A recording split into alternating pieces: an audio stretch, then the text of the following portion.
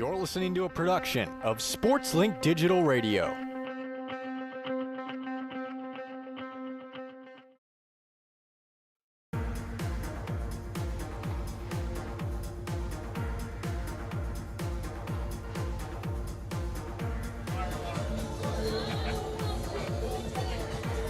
Nothing like a conference opener, and we come live from Muncie, Indiana on the campus of Ball State University. The Ball State soccer team getting ready to take on the Bowling Green Falcons to open up the 2024 Mid-American Conference regular season. Griffin, Leonard, and Brayden Carroll alongside you with the call today. Brayden looking forward to what should be an interesting clash against a couple teams who have had some pretty good non-conference schedules. Let's start with the visitors. 3-2-1 coming off of a scoreless draw against Oakland, but they've done very, very well over the last couple of games, slowing down the opposing offense. And you know, you even look at that matchup against Oakland, and really they dominated on every facet except for that final score. Shots, they beat Oakland 17-1. Shots on goal 7-1. Corners 6-0. They really dominated that match, and this is a team that's been possession dominant, that's relied on just keeping the ball with themselves, and it's relied and it's produced some great defense and a lot of shutouts against their opponents so far. And then on the other side, Ball State coming to this game incredibly hot on offense. 13 goals in their last two games, with 7 against Queens on Senior Day and then 6 against IU Indy this past Thursday. Not a bad way to go into conference schedule. It feels like everybody could get on the score sheet today. Well, you know, some people may look at that schedule for Ball State and say IU Indy, Queens University of Charlotte. Okay, you put up 13 goals in those matches. Congrats. Do you want your golden flowers yet? But 13 goals in 2 matches. Look beside the competition that Ball State faced off with. The offensive production of this squad has been unreal. I mean, those are the second and tied for third most goals Ball State has ever put up in a match in school history. This team has exploded in their out-of-conference run, in 5-2. That's their best start in 6 seasons. Need I say more? I don't think so. 2 really talented teams. And let's look at just kind of the expectations going into conference schedule, because for Ball State, this is a team that has postseason, if not NCAA tournament aspirations. Picked to finish second in the conference. They look like one of the MAC's best sides, and now a chance to grab 3 points early in the schedule to kind of enforce yourself on the rest of the conference early at home.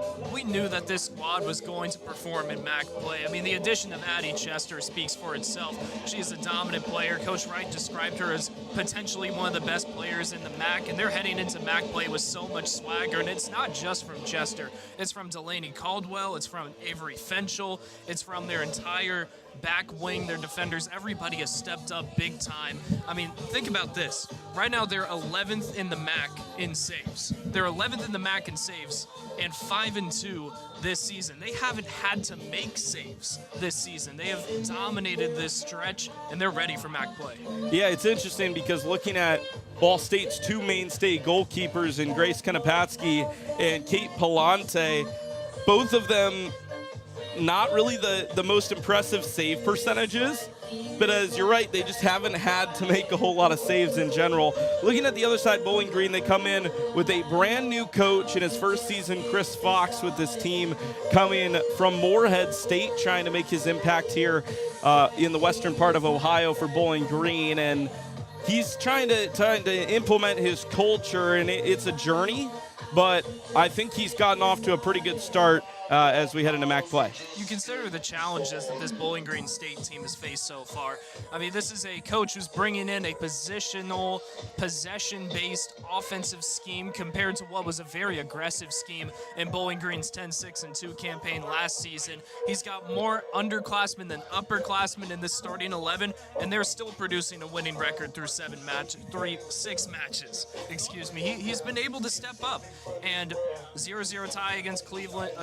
Against Oakland, 2-0 win against Cleveland State. This has been a team that in these last 2 or 3 games has really shown what they're capable of. Yeah, it's a Bowling Green team. Talking to Chris Fox earlier this afternoon, he was gracious enough to give us a few minutes of his time. He said that the philosophy hasn't changed coming to Bowling Green. Of course, you have a new squad, you have new players that you have to teach, you have to enforce, you have to show how you want it to play. But he said that his message and what he tries to do is unchanged for Moorhead State. He's trying to push over that success from the Eagles now over to the Falcons, and now a chance to have quite the debut on conference play. Getting set for kickoff here. Let's quickly check out impact players for the Ball State Cardinals. First, a lot of options, especially on the attacking side. Who you got, Brayden? So many options, but I'm going to go with Addie Chester, of course. This is her first MAC opponent that she's facing off with. She came into this season out of Louisville saying that she wanted to go somewhere that was competing for a conference championship, and here she is. This is the opportunity to get the campaign going in MAC play. I see a lot of possessions with her feet on the ball. She's going to be putting it towards the goal plenty of times today. Yeah, Addie Chester has been sensational the last few matches for Ball State. A really good debut season so far for Ball State's number 10, but a very, very impressive couple of games here. 3 goals, 3 assists in just her last 2 games in the Cardinal and white. And then on the other end for Bowling Green, a player to watch for on the visiting side. Considering that this is a possessional team, I'm really going to rely on Isabel Gilmore, the senior defensewoman, to make a big impact today. She's played in 528 minutes this season, only missing out on 12 overall. She is the last line of defense before Ball State can creep into that 18. So she's going to have to step up big time against a squad that we know can produce offensively. Gilmore will no doubt be tested today, and if she can hold firm, generate some counterattacking opportunities, plenty of players on the Bowling Green side that are more than capable of generating offense. Well, we're here. Let's take you through the starting lineups as the teams aren't quite out to the field. Might as well, you know, Brayden. Let's start with the Bowling Green Falcons. Head coach Chris Fox in his first season. A 3-4-3 coming out for Bowling Green, although I guess more of a 4-3-3 if you slide one of those midfielders back. They'll start Madison Vukas in goal, the redshirt junior, the Pittsburgh transfer, starting in her second year between the pipes for the Falcons. Back 3 or 4 of Taylor Green, Isabel Gilmore, Christine Erdman, and Michelle Hoekstadt. In the middle of the field, Reagan Riley, Emmy Bautera, Lexi Serwin, and then up front, Bryn Gardner, Elena Unkefer, and Emma Skransky. On the other side for Ball State, wearing the white uniforms today, goalkeeper Grace Konopatsky. One change for Ball State from the match a week ago against IU Indy, and the big one there, Jordan Jeffers, the grad senior from Sussex, Wisconsin, making her first start of the season after making her first appearance a week ago. She's joined on the back line by Audrey Goodyear, Delaney Ahern, and the senior Maya Millis. The 2 defensive midfielders, Acadia Murphy and Caitlin Frazier. Emily Roper down the middle with Delaney Caldwell and Addie Chester to the wings. And of course, as always, Avery Fenchel on top, who scored goals in her last 3 matches. That's Josh Reif starting 11 here for the Ball State Cardinals. The 2 teams get ready to square off. Slight delay here at the Briner Sports Complex as these 2 teams prepare to do battle. Brayden, one thing to watch for on the Ball State side trying to solve this Bowling Green defense. Well, they've just got to push it. We know that when Ball State is playing aggressive, they're playing their style of soccer, they're nearly unstoppable. And for Bowling Green, it's going to be all about just keeping possession in your hands, or on your feet, I should say. If they can keep the ball away from Ball State, play a more conservative style on their defensive third, and just wait for the opportunities to open up. Some mistakes that we've seen from Ball State opponents is that they get aggressive on their defensive third, and then that produces turnovers, and Ball State has capitalized on turnovers so many times this season. If they can just keep the ball to themselves, play chess, not checkers, they can keep this one close, and maybe they can pull off an upset here at Briner. Trying to take advantage of the mistakes of the opposition always so important. Ball State, it seems like they can't stop scoring. You're going to have to assume that the goals aren't going to come as easy today as they have the last couple of games, but there's no reason why they couldn't find the opportunities as they come. For Bowling Green on the other side, how do they solve this difficult Ball State team? They've just got to find a way to keep their defense strong. We know that Ball State's going to end up with the ball in their attacking third plenty of times in this match, and they're going to take plenty of shots. But if Bowling Green is just able to stay home, stay in the box, make sure that they have the advantage down low, they're going to be able to come up with those stops. Ball State, they're going to push it hard. Chester, Fenchel, Caldwell, expect them to get plenty of shots today, but if Bowling Green can just force turnovers and when their heels are back against the wall, push back, they can keep this one in their hands. Well, it should be an entertaining contest between two sides eager to start MAC play with a positive note. Couple minutes till kickoff here. It looks like our 4 p.m. kickoff will be delayed a couple of minutes. We're going to take a break here and update you when we can, but I think we're going to be getting going pretty soon here. Griffin, Leonard, Brayden, Carroll here on SportsLink Digital Radio presented by Victory Honda of Muncie. It's the Mid-American Conference opener for Ball State soccer as they prepare to take on the Bowling Green Falcons. For the best stories, access, and coverage of Ball State sports, follow SportsLink on social media platforms Twitter, Facebook, Instagram, and Snapchat. Search @BSU SportsLink. American Pest Pros is the official pest control partner of Ball State Athletics. We protect your home or business and guarantee year-round protection from insects and pests. Ask about our Ball State special, available to all Cardinal fans. Our pest control program is the safest and most effective in the industry. Even if you tried a different service and it didn't work, we'll fix your problem, guaranteed, or your money back. Visit AmericanPestPros.com. That's AmericanPestPros.com. And don't forget to ask about our Ball State special. Your home for live Ball State sports, streaming right in your timeline. This is SportsLink Digital. Ball State fans, who needs batteries? Your locally owned Battery Masters have batteries for cars, boats, golf carts, cell phones, watches, key fobs, Papergo toys for kids, and more. Bring your rechargeable batteries back to life for drills, shavers, dustbusters, and more. All Ball State fans receive a free battery checkup. Just mention Charlie Cardinal. Battery Masters is conveniently located on the corner of Walnut and Centennial, next to Mini Trista. Check us out online at batterymasters.com. Go Cards! SportsLink is the official production partner of Ball State Athletics. All the chirp you can handle. Whether you're getting ready for the big game or getting ready for the workday, you always want to start with confidence. Cintas has the essential products and services to help businesses provide a clean, safe environment for their employees and customers. With routine restocking of essential cleaning, hygiene, and safety supplies, on-site cleaning, professional uniform laundering, and testing and inspection of fire equipment and systems. Give everyone the confidence they need to start their day. Visit Cintas.com and get ready for the workday. Ranked number 2 in the nation for sports media by the Broadcast Education Association. This is Ball State SportsLink.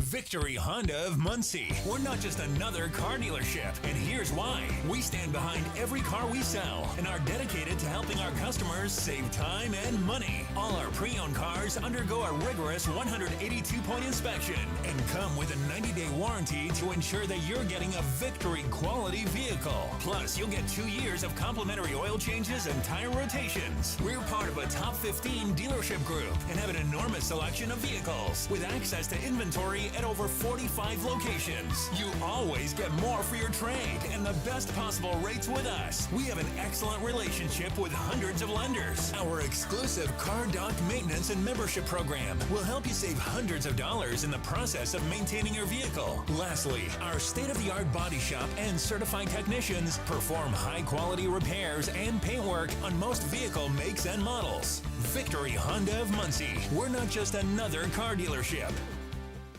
The best stories in Ball State sports, plus live broadcasts right in your timeline. Follow us at BSU SportsLink. The Hampton Inn of Muncie is the official partner of Ball State Athletics. Ask about our Ball State special, available to all Cardinal fans. The Hampton Inn is one of Muncie's finest hotels. Come enjoy our free breakfast, free Wi-Fi, and fresh Hampton beds waiting for you. Less than a mile away from Ball State campus. Don't forget to ask about our Ball State special. Search Hampton Inn of Muncie online at munciesweets.hamptoninn.com. At munciesweets.hamptoninn.com. From the bell tower to your smartphone, anywhere in the world. Never miss Ball State sports with SportsLink Digital. So just how big is the Mammoth Pizza at Mancino's? How about a big 24-inch round pizza loaded with all of your favorite toppings? Made to order just for you when you call 287-1300. The perfect size for the big game, the next game, or any event that demands not only the best, but the biggest pizza you can order. And Mancino's is ready anytime. Call, wait 10 to 15 minutes, then head to Mancino's for pickup. Man, is it good. When a large pizza isn't enough, you need at least one Mammoth from Mancino's. You're listening to SportsLink Digital, presented by Victory Honda of Muncie. Your home for live Ball State sports.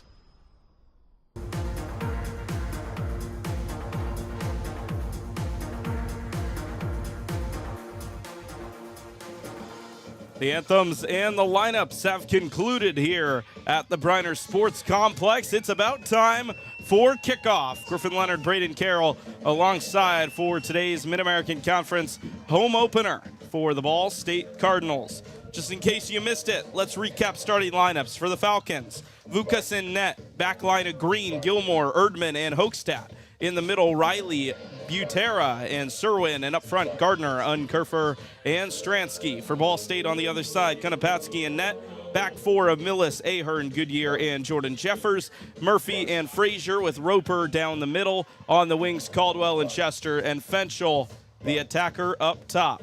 Ball State in their home whites, white shirts, white pants, white socks, black numbers with the red Cardinals on the back lettering. And on the other side, Bowling Green, all browns with the orange trim and orange numbers for the visitors. Both teams in their huddles on the far side of the pitch.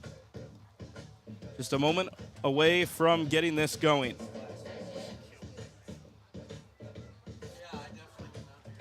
There was a lot of energy in the huddle over there for Coach Chris Fox's squad. I mean, they're excited. They're going into this one 3-2-1, a bit of a chip on their shoulders. They already know that they're facing off against one of the best teams in the MAC before MAC play has even started. They want to come in here and pull off an upset. They've had a tough road sketch so far. They were at Cleveland State, at Loyola Chicago, at Duquesne. A lot of traveling for this unit. Just played at home against Oakland. Now they're back on the road. They want to start this road stretch with a big win. So Ball State will attack left to right on your radio dial in the first half. Bowling Green moving right to left toward the field hockey field next to this pitch here at the Briner Sports Complex. Josh Reif and Chris Fox on the far side of the field shake hands as we get ready to go. I'd like to thank everyone joining us on ballstatesports.com. Partnership with Ball State Sports Link. Provide video coverage of Ball State soccer as well as other sports across the 2024-25 school year and season. Ball State will kick it off here in half number one. It's Frazier and Murphy in the center circle with Roper and Jeffers on the far side. Or rather, Fenchel on the far side. It'll be Frazier to kick it off to Murphy. And 6.5 minutes after our scheduled time, we kick it off here in Muncie. Frazier taking it across the middle. Quick layoff to Roper. It's overrunner, and the pass is taken away. Unkefer under control for the Falcons. They move right to left in the brown jerseys with the orange numbers. An odd jersey combination for a team with green in the name, but of course we're used to that by now. Back to the goalie goes the possession. Pressure coming from Caldwell forces a pass to the far touchline. They'll go up the wing, trying to find Hoekstad. The ball over the touchline and out. It'll be a Bowling Green throw. 40 seconds gone in the first half. And this is what we were talking about in the pregame. Ball State loves to be so aggressive on their defensive third, opening up turnovers, trying to get some opportunities early, and Bowling Green's just got to keep it in their possession. First touch off the throw-in by Katie Murphy for Ball State. They go long to Caldwell, who touches it forward to Fenchel. Fenchel has Chester making a run to her right.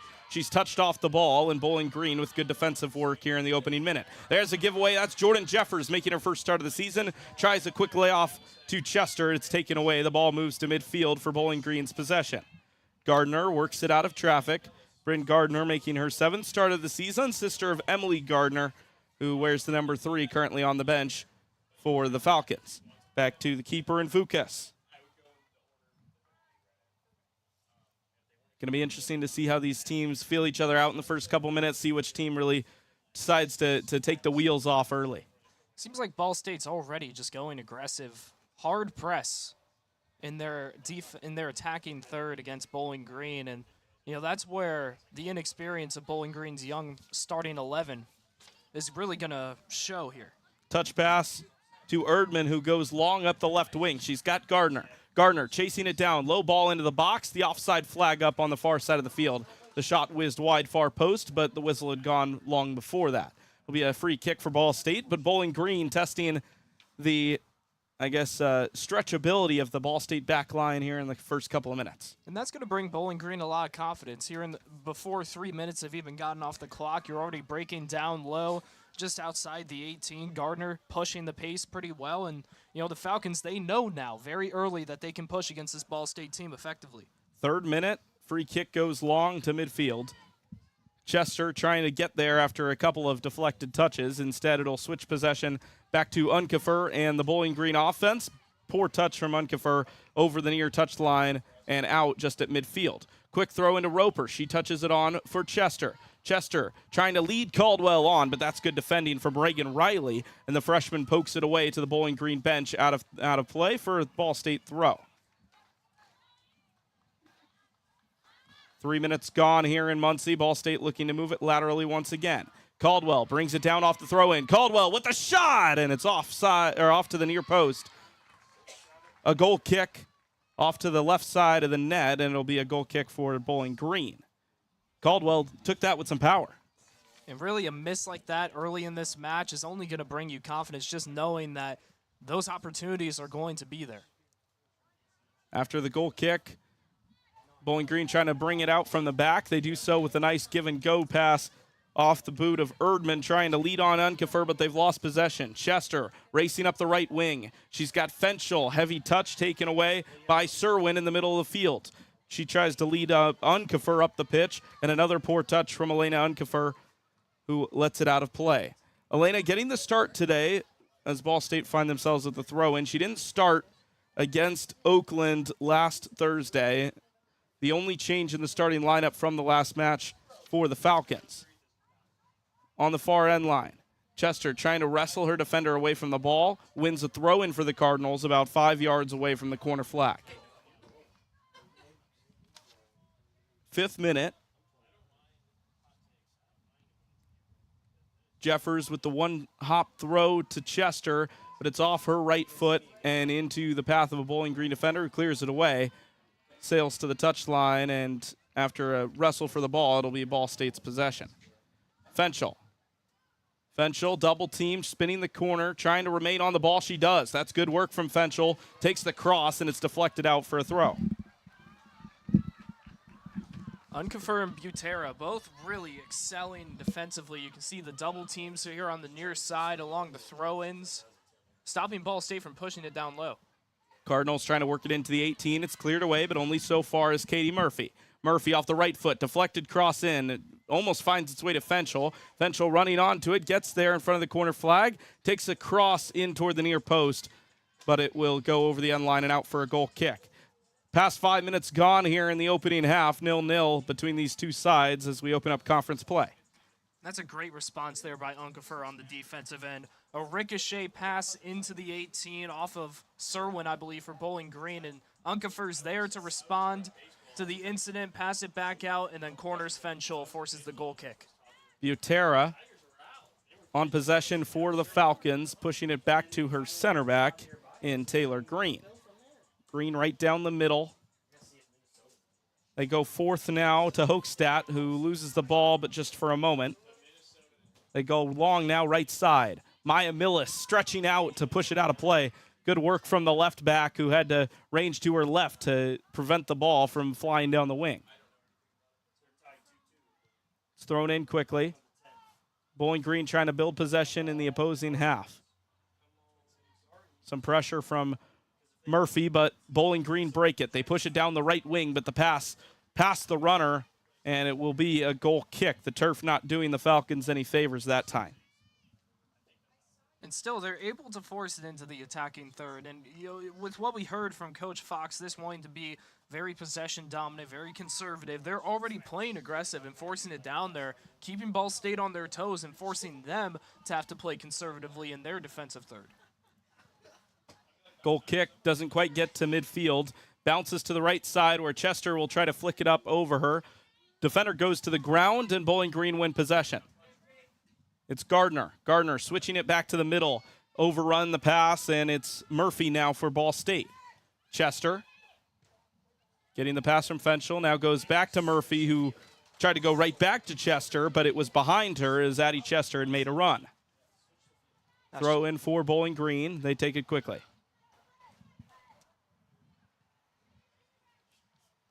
Working on the near side of the field. 7 minutes gone in the first half. We enter the 8th minute of play. Just one shot from Ball State. Delaney Caldwell from outside of the box, but nothing super threatening from either side yet. No fouls, no corners, no opportunities for set pieces so far from either side. Some pressure on Gilmore from Fenchel, but Bowling Green able to hang on to it. Green feeding up the middle. That's Butera. Found some room. She'll go up the right wing. She's got Skansky, who brings it down. Pass up front for Hochstadt, but it's in front of her. Finds all the way down to Ahern, who clears it away. Caldwell chests it down after the pass from Fenchel, but there to recover is the right back. And the Falcons can slow things down. Bowling Green, so far they're playing towards their attacks on Ball State. They're not playing towards the ball. They're playing towards the players, just anticipating passes coming to the Cardinals' way. And it's forcing a lot of turnovers. Well, there's a giveaway on the Bowling Green side. Ball State take it away. Pass forward to Fenchel, but it's instead cleared away by Gilmore. Or rather, that's Taylor Green making the interception and the clearance. Ball State throw on the far side of the pitch in front of the Bowling Green assistant coaches. They throw it in, one hop to Fenchel. Fenchel brings it down, trying to spin to her left, but she's dispossessed and it is cleared away. Katie Murphy bringing it down in the middle third. Far side, Millis to Frazier, who's double teamed, loses possession. She's down on a knee, gets up, but a counterattack on for Bowling Green. Two options to the left. Still running, having an opportunity now, and the ball out for the first corner kick of the game for Bowling Green. And you'd rather have the corner here for Bowling Green if you're Ball State than the attack that the Falcons were able to produce. Like you said, two running beside. There was a great opportunity there, and Fenchel just able to shut it down. So corner kick on the far side. Two players out there to take it. Avery Fenchel softly playing defense. They go short. Low ball, line drive, in, loose on top of the six. Dangerous. First to clear it away, Goodyear. Or that's Katie Murphy to save the day. Either way, Bowling Green still on the attack. Right-footed ball, heading toward the back post. Headed on! Konopatsky pushes it aside. What a save that is. And a corner kick coming at full stretch. Grace Konopatsky keeps this thing scoreless. Fantastic anticipation, and the dive just barely on time. That ball barely trickles past the post and out. That's her 11th save of the season, and that might be her toughest one yet. So off the corner kick, ball whipped in, back post, free header pushed up and over the net. Goal kick. And that's a couple of very dangerous headers in quick succession. That one completely unmarked was Taylor Green on the far side. And reading the sidelines of these two squads, Bowling Green, they're excited right now. They know that they have the advantage on the attack, and Ball State, everybody's a little shaken, just concerned of what we're seeing early. If this was scored like a boxing match in the first 10 minutes, I'd go 10-9 Bowling Green. So Bowling Green with the first couple of major opportunities after the early Caldwell shot. They lead the shot category now 2-1. Both of their one of their two shots on goal. Skansky pushes it forward. Soft touch and the pass intended for Hochstadt, but it was undercooked. And the clearance goes to the center circle. Bowling Green will reset, bringing it over the midfield line, laying it off to her left to now Lexi Serwin. Serwin, soft touch for Gilmore, and Gilmore feeds it back to the left side. A lot of room for Christine Erdman.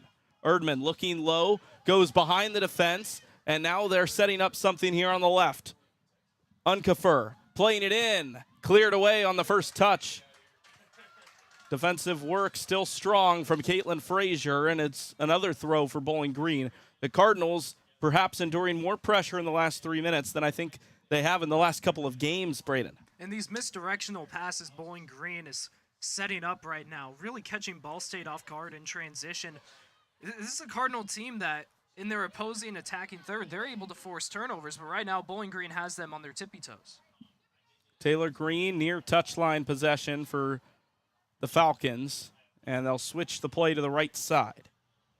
That's Riley with a long ways to run. She plays a pass, but Caldwell, they're anticipating it, deflects it out. It'll be a throw-in just in front of Ball State's reserve goalkeepers on their bench. I would expect to see Kate Palante in the second half, as we have seen the last few matches. Off the throw-in, a poor touch over and out of play. Ball State will take over. That was Reagan Riley, who will perhaps want that back. If you're Ball State, you kind of want a longer possession here. Bowling Green has taken advantage through the first 12 minutes of this match. You want to push it, but you want to take your time and develop some sort of attack here. Caldwell trying to switch the play deep, send it into the path of Chester, and now Chester getting the takeaway. She has Fenchel to her left. Chester pressured and dispossessed. Ball loose now on top of the 18 for Fenchel. Fenchel chips it over the top, trying to get it to Chester. Chester keeps it on the end line, pushes it in, and that's a shot, and it's blocked. Still loose. Down on the ground, Caitlin Frazier, and finally cleared away by Bowling Green. Caitlin Frazier inside the 18, looking dangerous for Ball State. Cardinals perhaps not done yet. They push it back toward Frazier, who's about 30 yards away. Murphy has options to her left. She plays Maya Millis, who is making a run. Low ball service. Back post, Chester. Chester brings it down on her right, trying to chip it forward to Fenchel, and it is once again volleyed away by the Bowling Green defense. Both teams trying to bend, not break here in the first 15 minutes. You have to be more careful if you're Bowling Green down there. Chester could have had an opportunity if she maintained possession. You got to press her down low in the box or she's going to get a shot up. Chester taking off the ball near side, and now Unkefer trying to get it to Erdman, but now Ball State get it back. Frazier has Fenchel. She'll play Fenchel to her right. Fenchel keeping it short for Chester. She wants Caldwell back post. She curls it that direction, but out to claim it, Vukas, as the pass didn't have enough bend. Caldwell running it down and stealing the ball for the Cardinals. 15th minute coming to a close. Murphy playing it back to her defenders, and it's Millis who will go all the way back to Konopatsky. I've liked what I've seen from both teams early here. They look ready for MAC play to get going here, Brayden. Bowling Green, they look so aggressive right now. We talked to Coach Fox, and he was preaching about this team wanting to play conservative, going into this one knowing the competition that they're against in Ball State.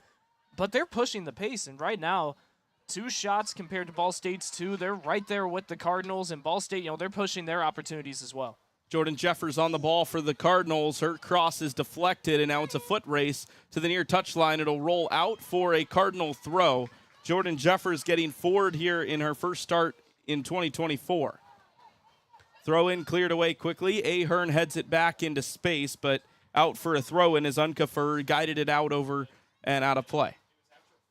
That's just a missed opportunity there. Ahern, the header out to the near side. You'd like to see that stay in play, and Ball State maybe an opportunity for an attack instead. Bowling Green can take their time, take it across the midfield stripe, and see what they can work with.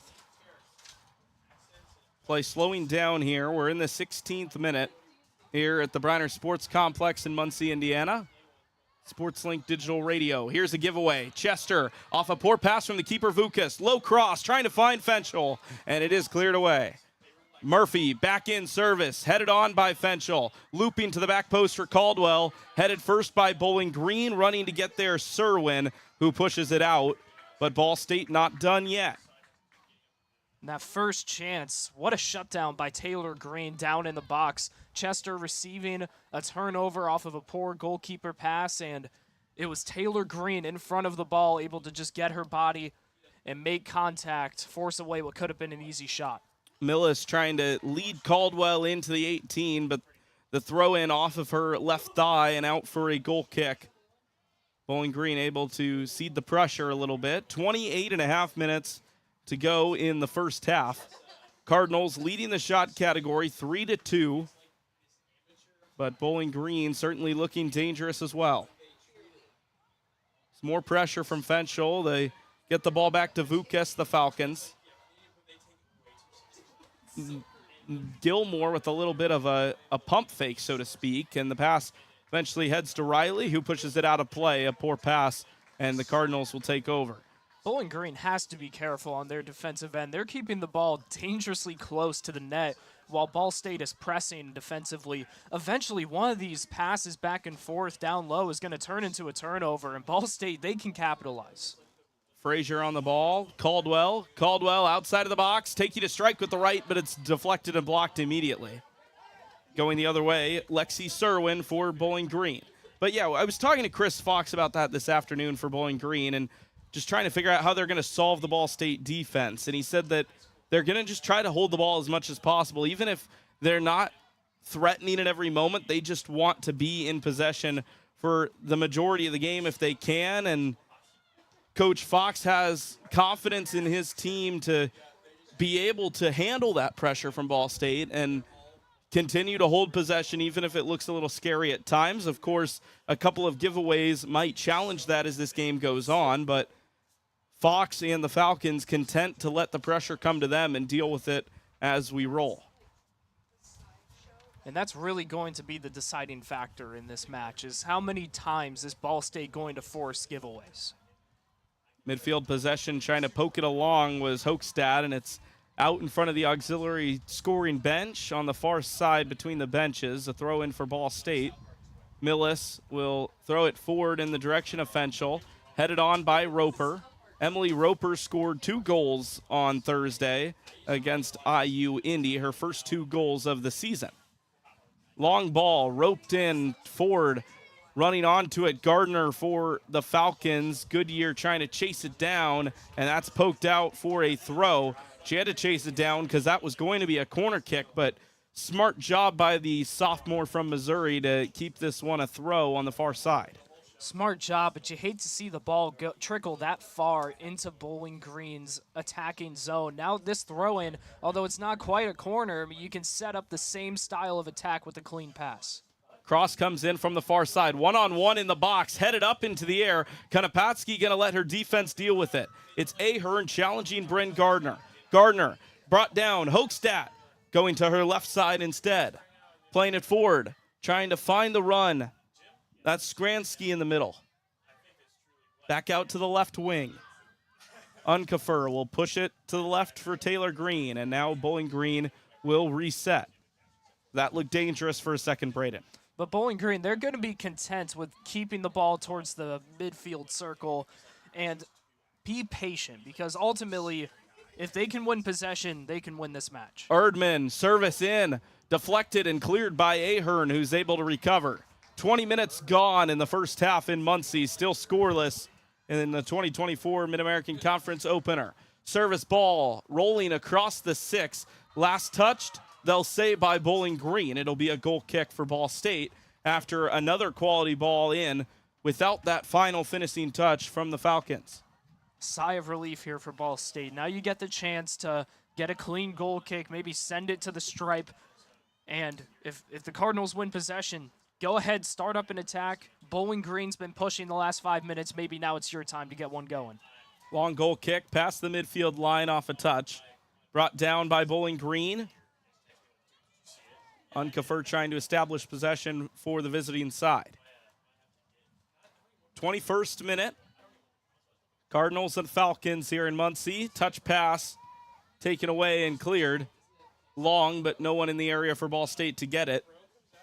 Addie Chester closing down the passing lanes as Bowling Green start things off here. We haven't called Chester's name as much here in the last few minutes. After a few early opportunities, she hasn't been quite as involved in the attack as Ball State's favored the left side as of late. She hasn't been very involved on the defensive side either. She's mainly relying on her her defense through the defensive zone. And right now she's just hanging back. Well, Erdman, after the play gets switched, it's loose in the 6. Konopatski waiting for it, the shot, and it's over the net for a goal kick.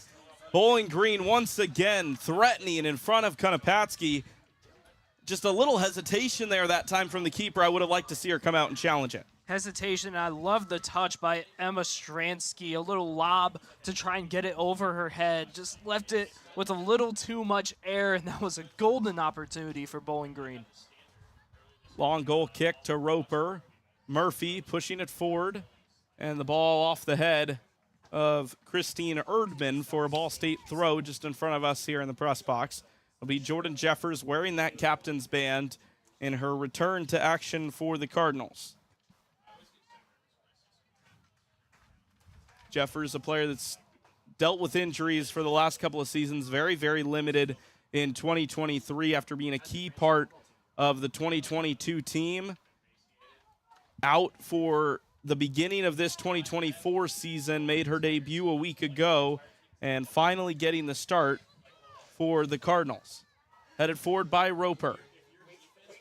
Couple of players running onto it. It's cleared the direction of Bryn Gardner for the Falcons, but it's Goodyear that gets ahead on it first. Ahern slices it to Chester.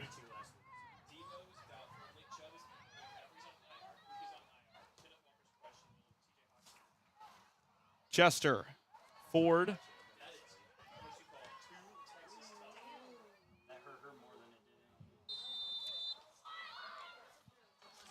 And a free kick, the first foul of the game, just across the midfield line.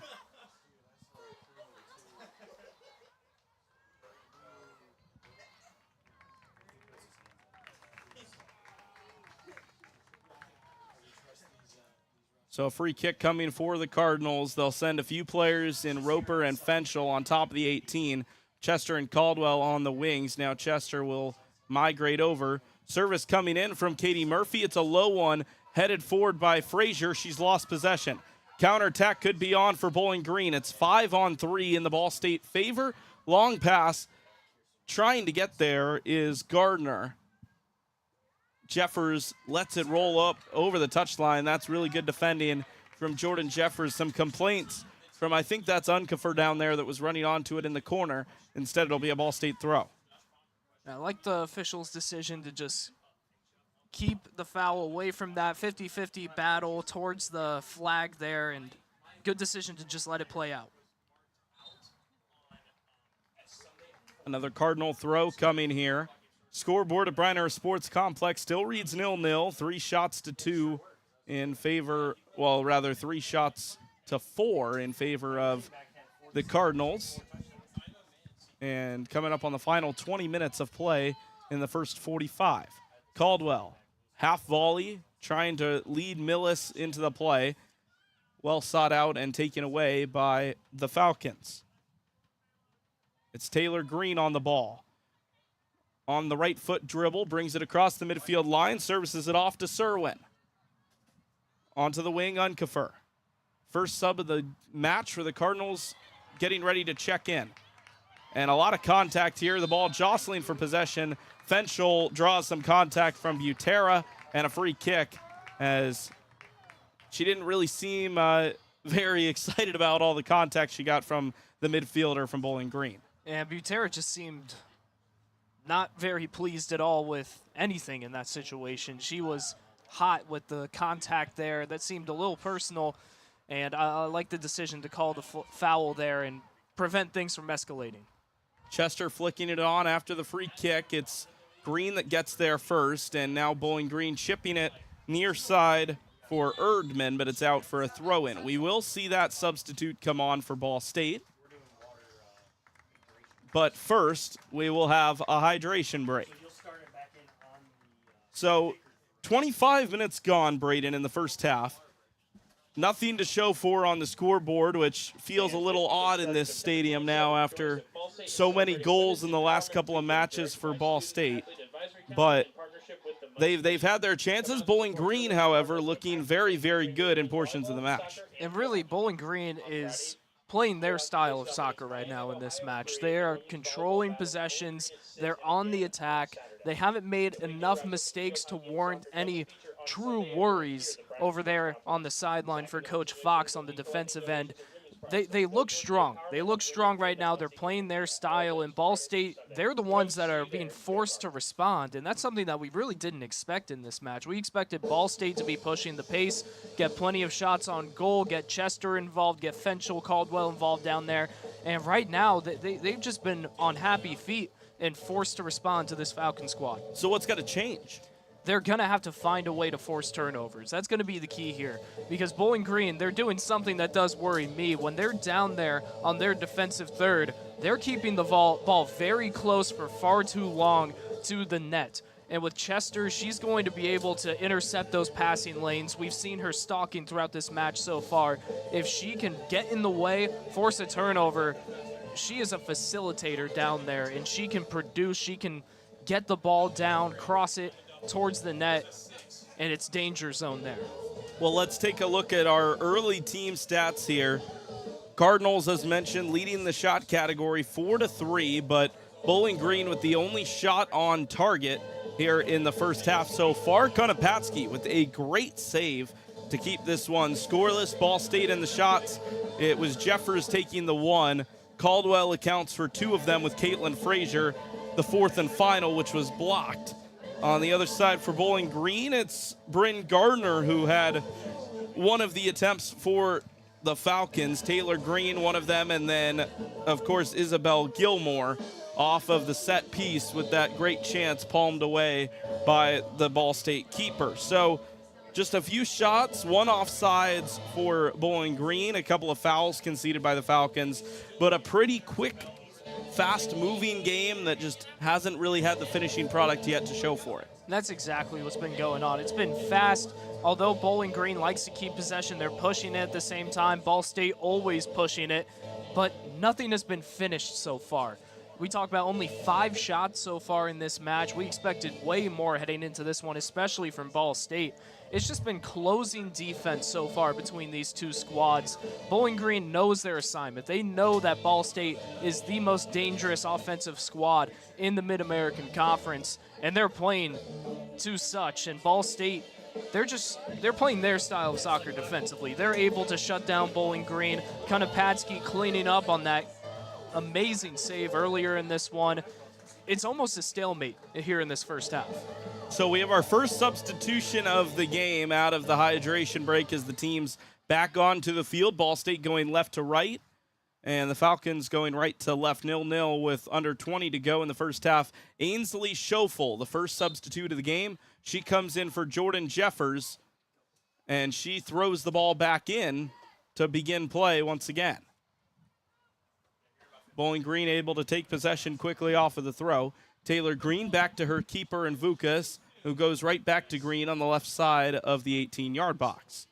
A substitution as well for the Bowling Green State Falcons as Lily Boble will come in for Elena Unkefer. On the attacking side, a dangerous player in Boble for the Falcons. The ball on the far side, Bowling Green very conservatively holding possession. Now they go forward to the midfield line. Serwin pokes it forward for Reagan Riley. Pulls it back. Riley being pressured by Millis, and now Fenchel, who supplements the pressure a little bit more, but they work it back. It's Gilmore. Gilmore, a long right-footed ball brought down by, I believe that's Goodyear working, and now the ball loose and picked up by Frazier. Frazier pressured by Bryn Gardner. Works it back to Millis, who clears it long to Fenchel. Fenchel at midfield, touches it short for Frazier. And now a giveaway once again for Bowling Green, who will work right to left across midfield. Low right-footed service, trying to find Gardner. Ahern steps first and clears it away as far as the midfield line to Bowling Green's back half. Green with a lot of room to work in the center circle. In the all-brown uniforms for Bowling Green. Cardinals in the all-whites with the red lettering.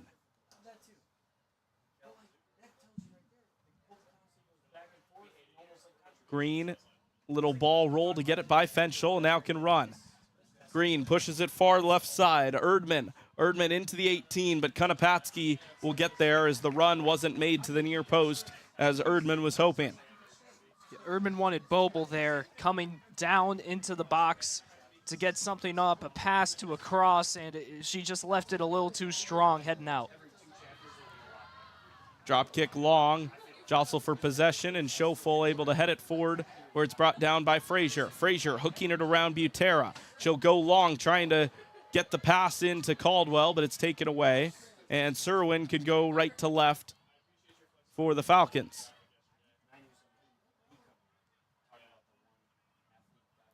Gilmore as the Falcons once again slow it down. Ball State not necessarily bringing as much high pressure as they were early on in the match, content to let the Falcons move to about 10 paces from the midfield line before bringing pressure to the ball. Erdman drops it off short, trying to get it back. Instead, it will go to Serwin, who works it back near touchline. A chance running onto it. Boble goes short, now into the 18-yard box. Loose, a shot from Gardner, and it whistles wide. Bryn Gardner with a power strike, but missed it just wide left. I thought she could have been offside there, Brayden, but the flag stayed down, and it was just wide from being 1-0. It was very close, and I'm sure if that shot hit the back of the net, there'd be a discussion between the officials of whether that was offsides. But she gets that ball, and she's the only one facing the goal there. That was another great opportunity for Bowling Green, and once again, just missed wide. The Cardinals being outplayed here in the first half, trying to build something of some substance. It's Vallow who's fresh into the game. She switches the play, far side Chester. Chester's over to the left wing as Caldwell's exited for Monaco. Low ball in. Fenchel trying to poke it free from Taylor Green. Green able to win the battle and retain possession. Now pulls it back and lays it off short. It was 3 substitutions in for Ball State. Vallow, Monaco, and one other player to be named. I believe LG Moncrief in the middle of the field.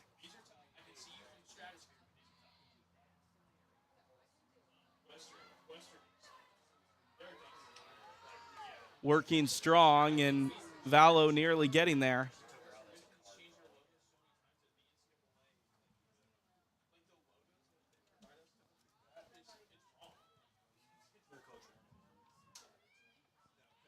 Goal kick sent long to the left side. A lot of space, nobody really over there, but running it down is Erdman. She keeps it in, but gives it away. Monaco playing it forward to Moncrief. Moncrief back to Monaco. The substitutes linking up here on the right wing. Short pass finds Katie Murphy, who slices it in, and it's headed away. Defensive header required, and done so nicely to get it out of the area as Schofel keeps it in the general attacking area before Ball State work it all the way back to the keeper. 14 minutes to go in the first half. That's just another great closing defensive play by Bowling Green. Ball State an opportunity there, and the header flushes it away. So the triple substitution for the Ball State Cardinals. Monaco in for Fenchel, Moncrief in for Caldwell, and Vallow in for Frazier. Moncrief pushes it forward for Kaylin Vallow, but the first to cut it off is Gilmore.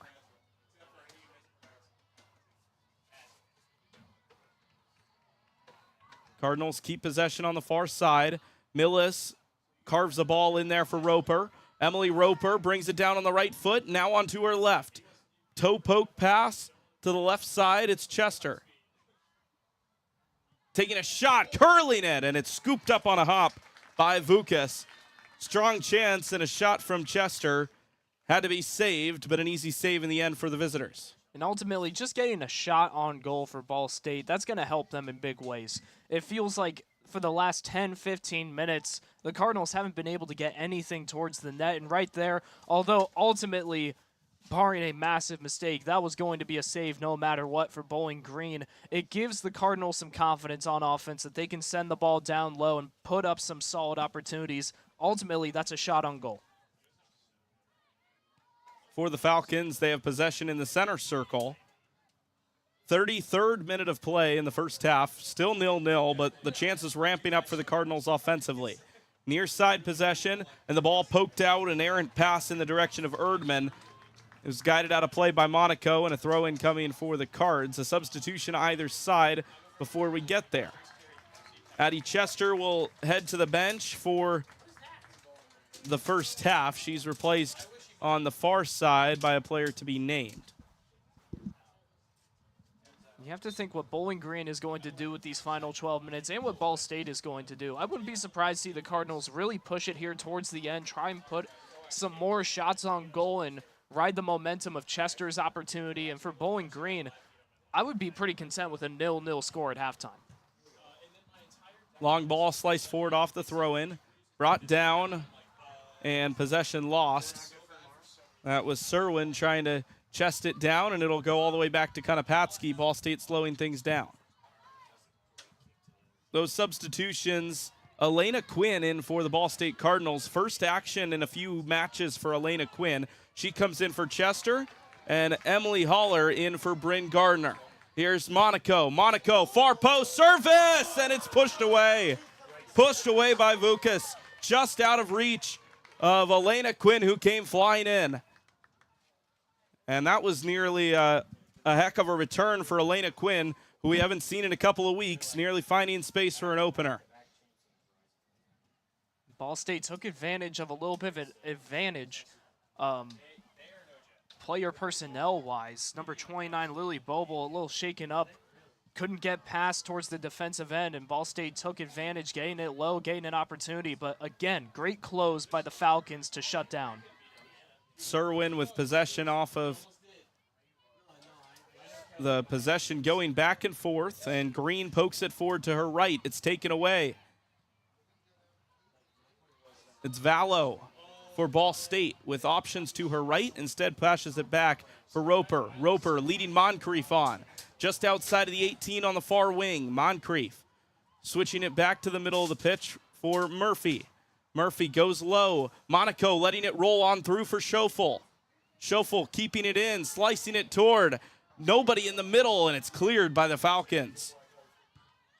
Ahern pushes it back into the area, but the Falcons can clear a second time, and this time it'll much better do the job. Chance to run onto it here. Skansky chasing it down on the far wing.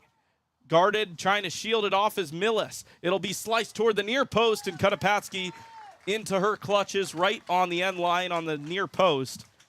Ball State able to control the pace of play here as there's just under 10 minutes to go in the first half.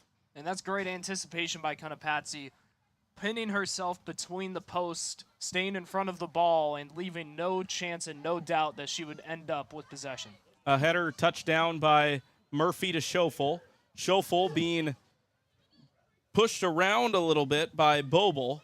And now the pass goes to Roper, who wanted to find Vallow, but instead it'll be Green, who pokes it back to Vukas in goal. 9 more minutes to go in the opening 45. We're 80% of the way through the first half. Still scoreless. Both teams starting to find their offensive confidence a little bit. Forward pass. And Millis, good defending to get there first. Goes long for Monaco. Monaco needed a good touch. Still trying to force a way in. And the ball's deflected out for a corner kick. Monaco, a little bit of frustration there. A better touch could have brought it down onto her left for a quick shot. Instead, the Cardinals will settle for a corner kick on the near side. Just tried to rebound up in the air. Couldn't get it cleanly. And then Christine Erdman right in front of her playing press, making sure that when that ball comes down, she's in the position to make the play, and she just harmlessly kicks it out. You'd much rather see a corner here if you're Bowling Green than the opportunity that Monaco could have had. So the first shot of the game from Monaco, and another corner kick, the first corner kick of the game actually for Ball State. It'll be taken on the near side, and bodies in the box to receive it. A left-footed in-swinger, headed up in the air, still dangerous, and cleared this time on top of the 18. Monaco header back in, Murphy trying to bring it down.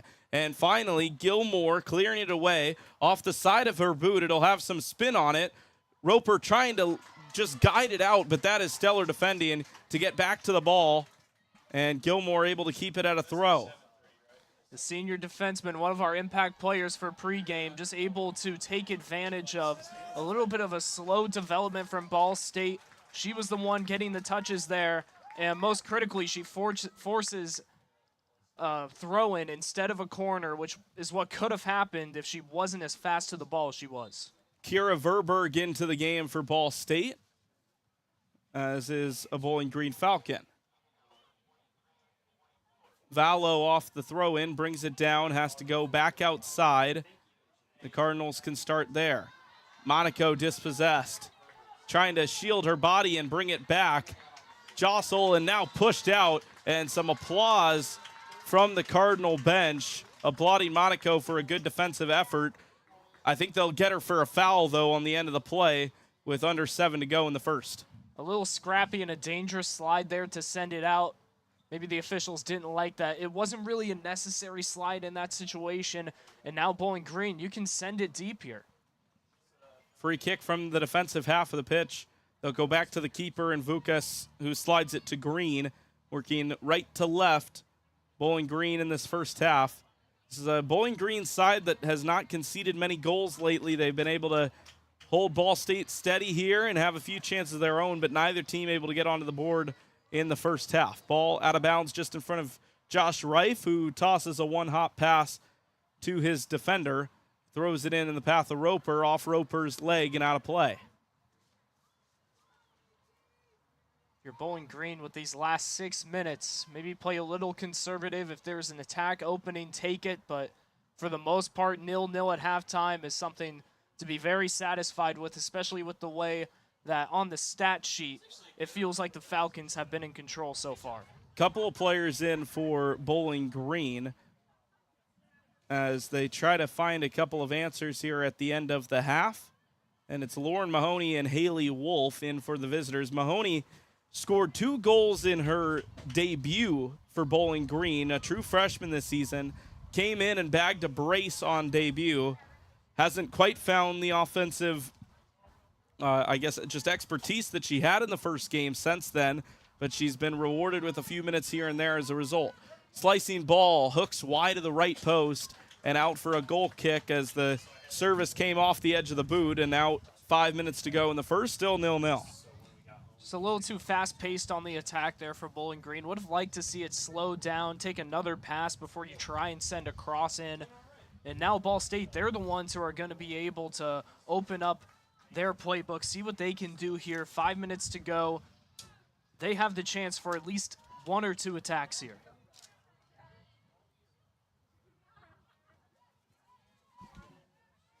Controlling the play with some pressure coming from Ball State is Bowling Green on the defensive side. They go a good vertical ball to the left side.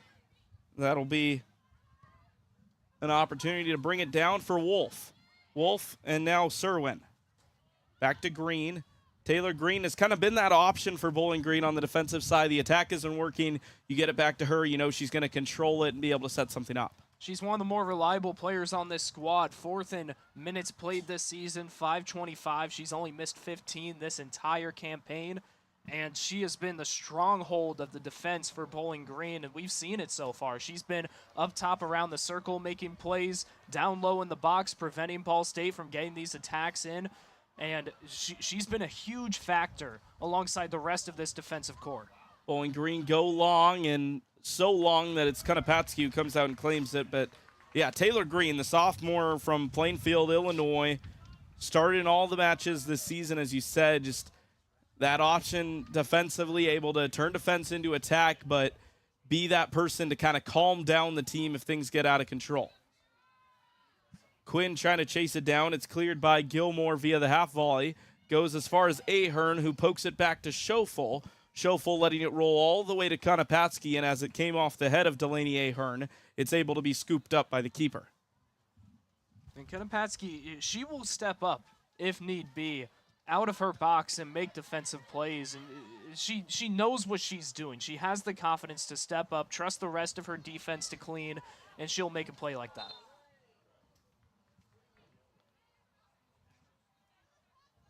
A whistle and a throw for Ball State on the near side. Moncrief to Schofel. Schofel going long diagonally to Monaco. Her back to the defender. Monaco plays the ball to Millis. Millis trying to get forward for the Cardinals inside the last 2.5 minutes to go in half number 1. Pressure from Bowling Green, trying to force a mistake is Lauren Mahoney. A lot of contact there on Goodyear and a foul called. Free kick coming for Ball State on the far side in front of the scorer's table. And if you're Ball State, you just have to think situationally. There's 2 minutes to go in this first half. Realistically, barring a complete defensive breakdown, Bowling Green's not going to get another solid chance at goal. You might as well be the one taking attacks here. See if something can develop before the half ends. Final 100 seconds of the first half, 44th minute. Now the long service in from midfield. Vallow and Verberg, and now a whistle. A handball perhaps, or perhaps Kira Verberg was offside on the touch. Did you see the signal from the assistant there? I believe offsides was the call there. That's just a tough situation. Everybody's cluttered up, and she was just a little bit in front, and that's a big miscue by Ball State because now it's Bowling Green with a minute to go where you can go ahead and push it, send some long balls, and see what you can do. So the chance goes away for Ball State off the free kick. Final 60 seconds of the first half. Here's Moncrief to Roper. Roper chipping it up over the defense, trying to get it to Schofel, but recovery is there from Bowling Green. And now tumbling to the floor, Schofel, who draws a free kick in a dangerous area. Ball State with the opportunity for a dangerous opportunity across incoming. They're going to take this quickly. Murphy goes low, headed on, and it's saved. And that was Schofel, Vallow, who found some space on the top of the 18. A glancing header on frame, but an easy save for Vukas off the hop. And, I just don't understand speeding it up there and not letting your line develop for that free kick. Instead, you're just relying on one player to make the play there against Bowling Green's entire defense in the box. 10, and you had 30 seconds after that free kick. 7, 6, I just don't get the speed. So final 5 seconds, no more chances either way. 1. We will go scoreless into the halftime break, but neither side can say that they haven't had the chances. 7-4, the Cardinals lead in shots, but neither team able to get on the score sheet in the opening 45. Stay tuned for the halftime report here from the Reiner Sports Complex. It's Ball State Soccer on the SportsLink Digital Radio Network presented by Victory Honda of Muncie in partnership with BallStateSports.com. Ranked number 2 in the nation for sports media by the Broadcast Education Association. This is Ball State Sports Link. Victory Honda of Muncie. We're not just another car dealership, and here's why. We stand behind every car we sell and are dedicated to helping our customers save time and money. All our pre-owned cars undergo a rigorous 182-point inspection and come with a 90-day warranty to ensure that you're getting a Victory quality vehicle. Plus, you'll get 2 years of complimentary oil changes and tire rotations. We're part of a top 15 dealership group and have an enormous selection of vehicles with access to inventory at over 45 locations. You always get more for your trade and the best possible rates with us. We have an excellent relationship with hundreds of lenders. Our exclusive Car Doc maintenance and membership program will help you save hundreds of dollars in the process of maintaining your vehicle. Lastly, our state-of-the-art body shop and certified technicians perform high-quality repairs and paint work on most vehicle makes and models. Victory Honda of Muncie. We're not just another car dealership. The best stories in Ball State sports, plus live broadcasts right in your timeline. Follow us at BSU SportsLink.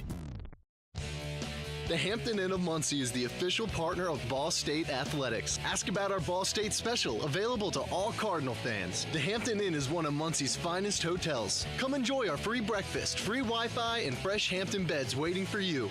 Less than a mile away from Ball State campus. Don't forget to ask about our Ball State special. Search Hampton Inn of Muncie online at munciesweets.hamptonin.com. At munciesweets.hamptonin.com.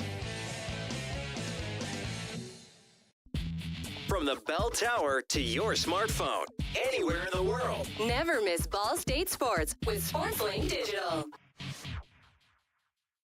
So just how big is the Mammoth Pizza at Mancino's? How about a big 24-inch round pizza loaded with all of your favorite toppings? Made to order just for you when you call 287-1300. The perfect size for the big game, the next game, or any event that demands not only the best, but the biggest pizza you can order. And Mancino's is ready anytime. Call, wait 10 to 15 minutes, then head to Mancino's for pickup. Man, is it good. When a large pizza isn't enough, you need at least one Mammoth from Mancino's. American Pest Pros is the official pest control partner of Ball State Athletics. We protect your home or business and guarantee year-round protection from insects and pests. Ask about our Ball State special, available to all Cardinal fans. Our pest control program is the safest and most effective in the industry. Even if you tried a different service and it didn't work, we'll fix your problem, guaranteed, or your money back. Visit AmericanPestPros.com. That's AmericanPestPros.com. And don't forget to ask about our Ball State special. Ball State fans, who needs batteries? Your locally owned Battery Masters have batteries for cars, boats, golf carts, cell phones, watches, key fobs, pay-per-go toys for kids, and more. Bring your rechargeable batteries back to life for drills, shavers, dustbusters, and more. All Ball State fans receive a free battery checkup. Just mention Charlie Cardinal. Battery Masters is conveniently located on the corner of Walnut and Centennial, next to Mini Trista. Check us out online at batterymasters.com. Go Cards!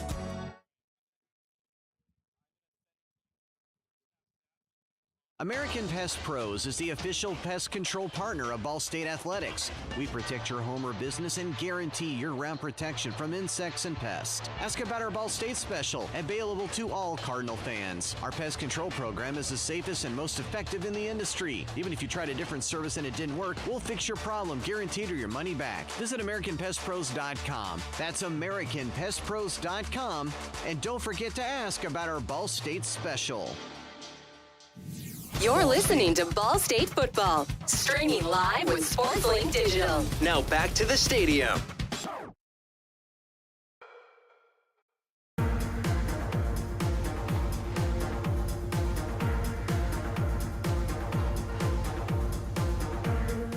Welcome back to halftime here. Ball State football here on the SportsLink Digital Radio Network. Ball State soccer taking their conference opener, and it's been a tough one so far for both sides. 0-0 at the break.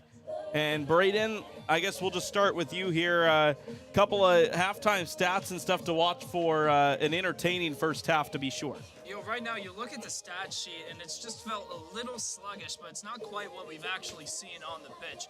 You look at shots so far, Ball State has 6, Bowling Green has 4 up there. Shots on goal, they both have 1, and you'd see that and think, well, this hasn't been a very productive, very efficient game so far, but that's not quite what we've seen. It's really been a lot of opportunities for these two squads, but closing defense. I've loved what I've seen so far from Bowling Green's Taylor Green, Isabel Gilmore, 2 strong players here on this team that have played every single match, that are showing their experience this year and shutting down Ball State's opportunities. We know what Addie Chester, Delaney Caldwell, Avery Fenchel are capable of down there, but so many passes have been intercepted by this Falcons squad. They've been anticipating well. The press is looking strong, and Ball State just hasn't been able to put up enough shots to warrant a score so far. And then for Ball State, they've been cleaning up like we've expected exactly. This is a defensive squad that can shut down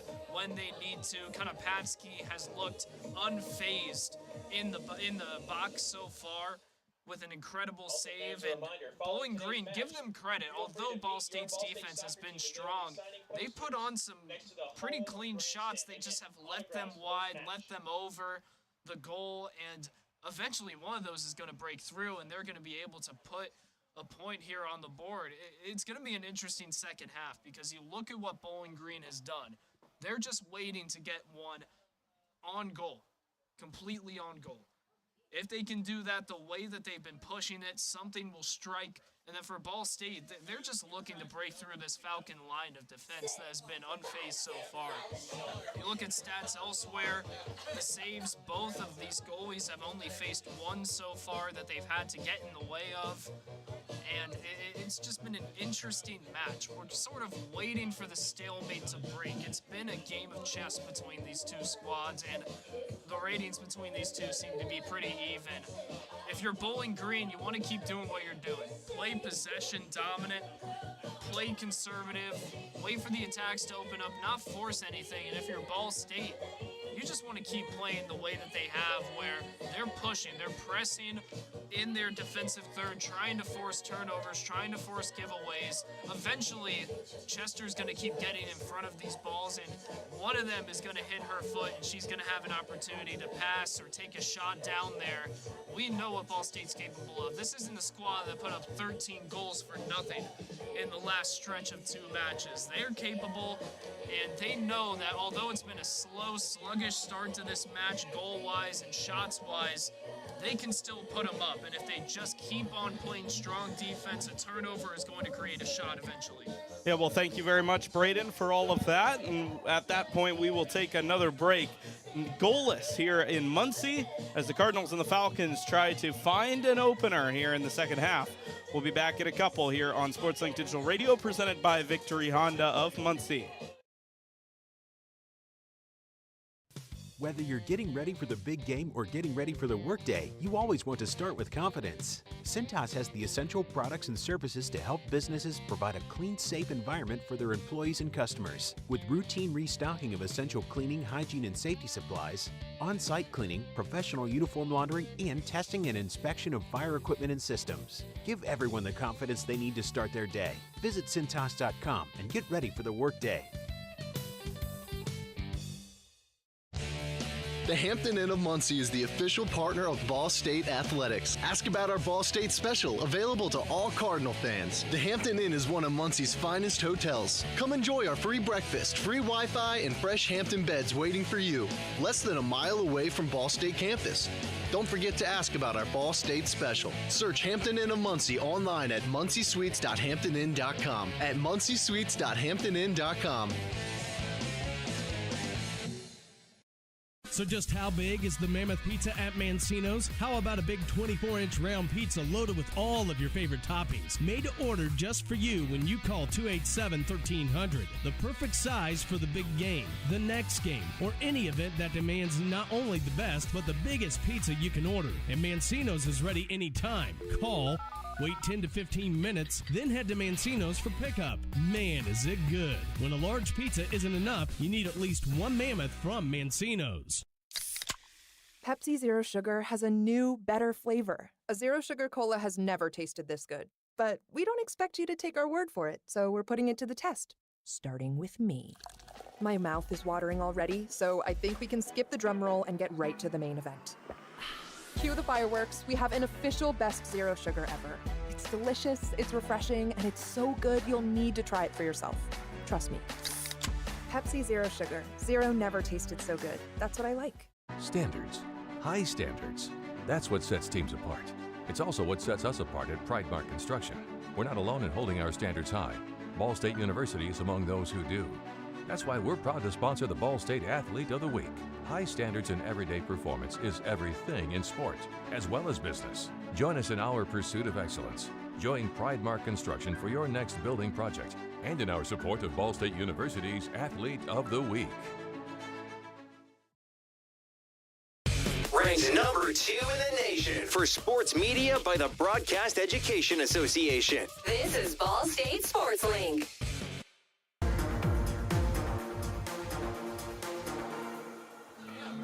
Welcome back to Muncie here, halftime in its latter stages as we get ready for the second half of action between the Ball State Cardinals and the Falcons of Bowling Green State University. Ohio versus Indiana, and an exciting start to the conference season, but no goals to show for it, Brayden. And as we talked about earlier in halftime, some work to be done as we look at how the visitors are going to try to mount an attack here in the second half. They had some chances. Ball State, I think, controlled the latter half of the first 45 minutes. How did the Falcons respond out of the break? Well, when I think about the first half for Bowling Green and their strongest suits, I think those 2 chances where they got players in front of goal, 2 opportunities. One was a lob that went right over the post, and one was wide left. those opportunities are going to come again. The way that Bowling Green has been pushing it unconventionally, not what we expected from them. If they can continue that here in the second half, just keep their foot on the gas pedal, say, hey, we might get fatigued, but we might as well go and leave it out here, try and get a win against a team that we know will be one of the Mid-American Conference's best. If they can just keep on putting shots up, eventually one's going to be on target, and they're going to get that chance to put a goal on board. Yeah, I'm curious to see personnel-wise who we're going to see emerge here in the second half from the visitors, because Bryn Gardner, who has a goal this season, 2023 All-MAC first team, very, very capable. She's been the majority, if not the entirety, of the Bowling Green attack so far, outside of a couple of chances off set pieces. She's the only non-defender to have a shot, and of course the defender's really only getting involved on those set pieces.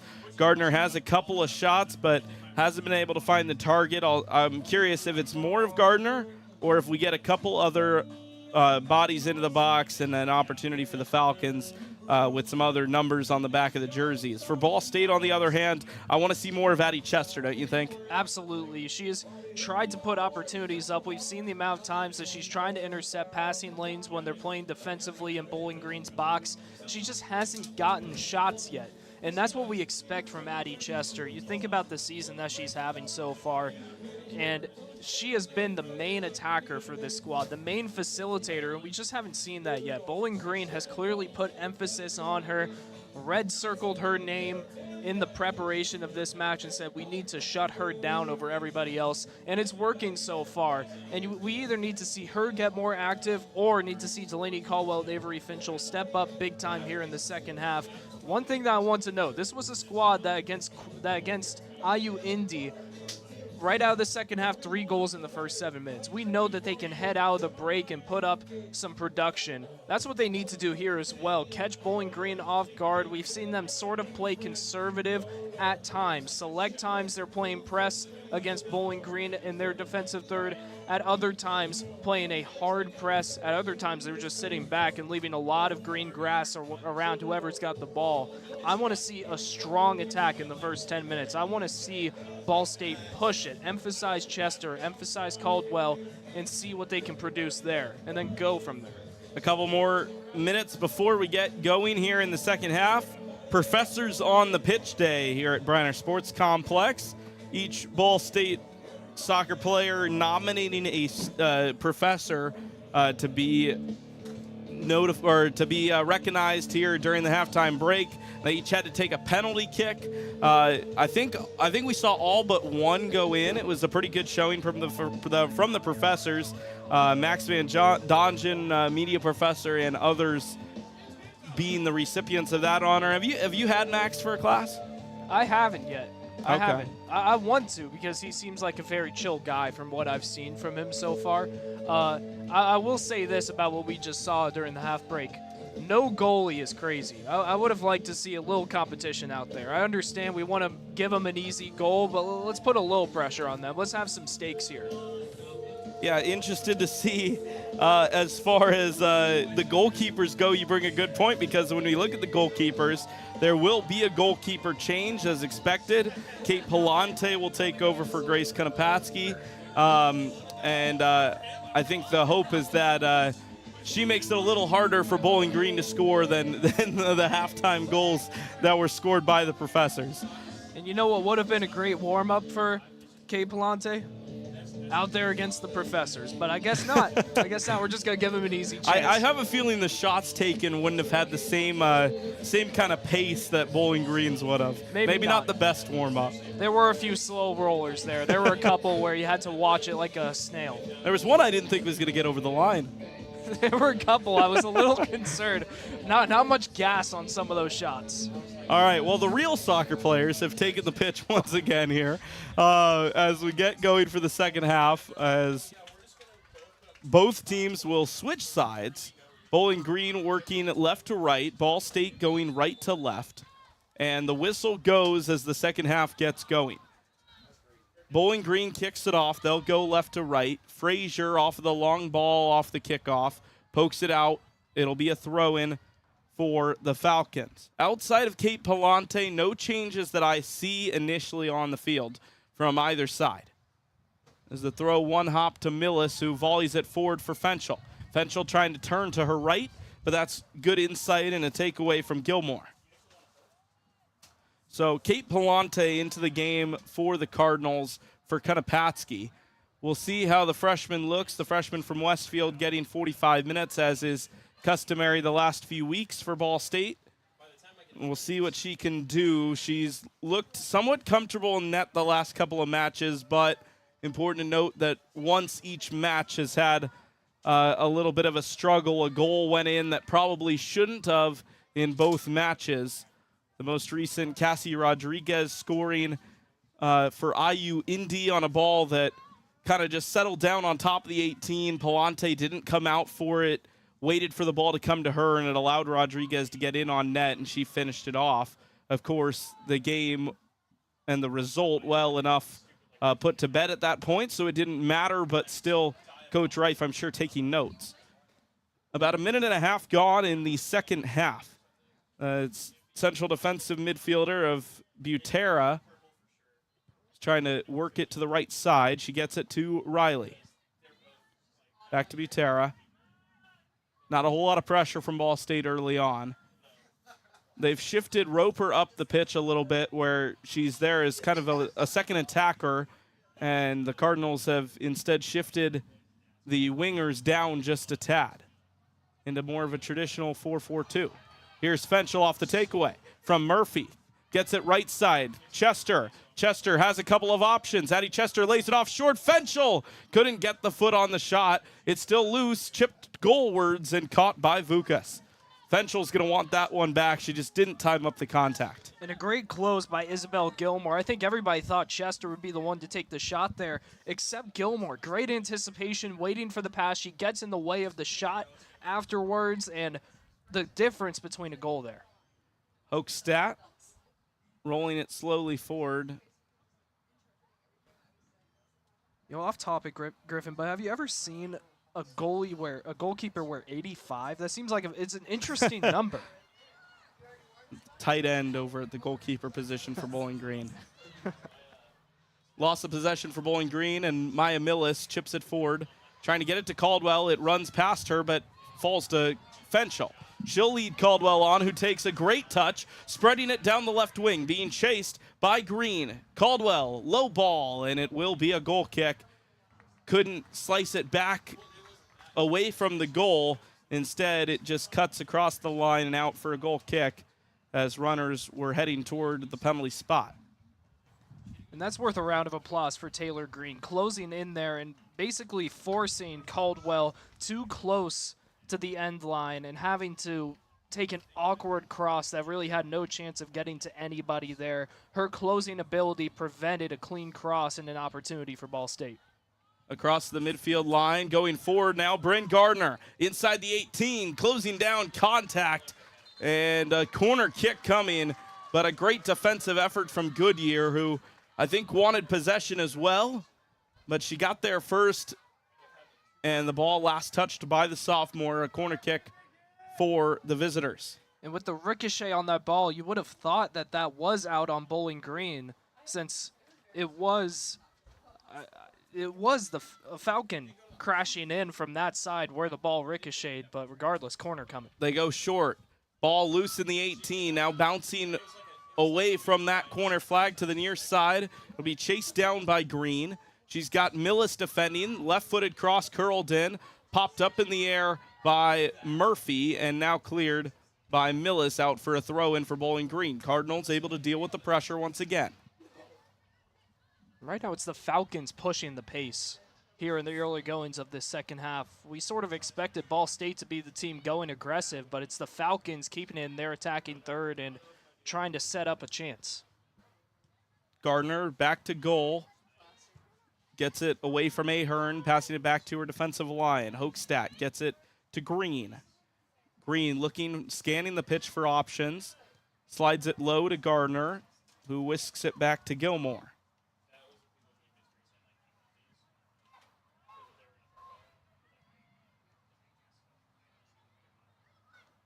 Fenchel applying a little bit of pressure for Ball State, but Bowling Green slowing it down, working it right around midfield, and Green plays the pass forward, trying to find the run of Butera, and it's taken away by Caldwell. Caldwell, diagonal ball, Chester. Nice touch from Chester to beat the defender. Now has to beat a couple more. Trying to push the ball by Green, and it is cleared away, but only so far as Delaney Caldwell. Caldwell has it on her left, plays it low, trying to get it to Fenchel, and Bowling Green getting there first. That was just a slow developing attack, and Bowling Green, they were the faster squad there. 3 players down, ready, pass intercepted, and just an easy evasion by this Falcon defense. Falcons go low in front of their own bench. It's cleared by Jeffers. Loose in front of Ball State's bench now as a player goes to the ground in Roper. No call, we play on. Falcons setting up shop in their own defensive third. Butera on top of her own 18. Pressured by Frazier. She'll give it back to Vukas in goal. Madison Vukas, the Pittsburgh native, the Pittsburgh transfer as well. Getting the full 90 today as she's gotten all season long. Contact and a takedown by Jordan Jeffers. She's called for the foul, the first foul of the half from Ball State. And a free kick inside of the center circle on the far side of the center line for Bowling Green. You know, a relatively harmless foul there. No damage really done as Bowling Green just takes a simple pass. Maybe something to electrify this Ball State squad. Play a little more aggressive here. Unkefer trying to find space on the far side. She gets it to Christine Erdman, who ends up taking the easy pass back out to Gilmore. Or rather, that's Green. Green going short and quick up the left side, and it's past the runner of Unkefer, and a throw in now for the Cardinals. 7.5 minutes gone in the first little bit of the second half here. Still scoreless, these two teams searching for that answer, that final key to unlock the puzzle. Neither team's found it quite yet. Fenchel, the pass errantly out for a throw-in. Erdman will take it for the Falcons. It's uncharacteristic of Fenchel. It just seems like Ball State is lapsing in judgment a couple times here. The Falcons have been intercepting a lot of passes. There have been some key takeaways that prevented Ball State from pushing the ball down past the stripe and just kind of waiting for the Cardinals to clean up their attacks, get something going. Like you said, this is a puzzle that no one's solved yet. Back-to-back throw-ins, and this second one will result in a third for Bowling Green, this time slightly closer to Ball State's net. Kate Palante has touched the ball a couple of times but remains unchallenged. This ball rolling toward the end line. They'll say off Jordan Jeffers and out for a Bowling Green corner. That's great work from Bryn Gardner to win that for the Falcons. And that's crucial. I'm surprised that Jeffers stayed pressed. You would like to have seen her back up, and maybe that ball squirts out, maybe just a pass out by Bowling Green. And now you get a corner and a solid opportunity for the Falcons to send it into the box. We've seen the Falcons go short nearly every time they've had a corner kick. This time poised to potentially take it long. They will. It's hooked back post. Dangerous. Headed on. Heading to the back post of the net. Goal. Bowling Green strike first off of the corner kick service. And that's Lexi Serwin, who heads the Falcons in front here in Muncie. I think that's Elena Unkefer, who's given the Falcons their opener. And another lapse of judgment. That one crucial for Ball State. No one jumped up for the header except for Unkefer, and she gets an uncontested clean shot to the corner of the net, and just no one's there. No one's home for Ball State. Palante not in position, and just like that, the Falcons a shocking 1-0 lead. You can't say it's undeserved, though. The Falcons have had some really good chances here, and how the Cardinals respond. Fenchel going low to Roper. Roper pushing it far right wing for Chester, who beats one. Beats a second. Chester to Fenchel. Fenchel brings it down, chips it over the top, and that's a good defensive header. Nearly had Addie Chester in behind. The kick or the goal officially goes to Bryn Gardner. high to the left side off the assist from Unkefer. So Bryn Gardner heads the Falcons in front here on the road. They lead 1-0 over the Cardinals, who have won a corner kick. I was concerned when Bryn Gardner was crashing in towards the goal there that maybe that could have ended up offsides. But everybody was so bunched up in the box for Ball State, and it's just another point to make. How are so many players down low and nothing happens for the Cardinal defense? Service comes in for Ball State, headed clear, and a foul in transition. It'll go on the Cardinals. It'll bring the ball back into the 18. So are you saying, Brayden, that ball was initially headed by Unkefer and then tapped in on the end of the play by Gardner? Is that what you're suggesting? It looked like that's what happened. It almost looked like the ball was already across. Apparently not, as Gardner was there closing in. Really, it was unnecessary, too. That ball was going in no matter what. Gardner just put the finishing touch on it. Clearance from their own 18 for Bowling Green. They lead by a goal. It's a 55th minute goal officially. And for Gardner, it's her second of the season. Loose ball in midfield, cleared up field by Hochstadt. Right back to her. And now given away off the touch of Roper to Frazier. Frazier to Chester. Chester, a heavy touch. Disrupted slightly, and Unkefer taking it off of her.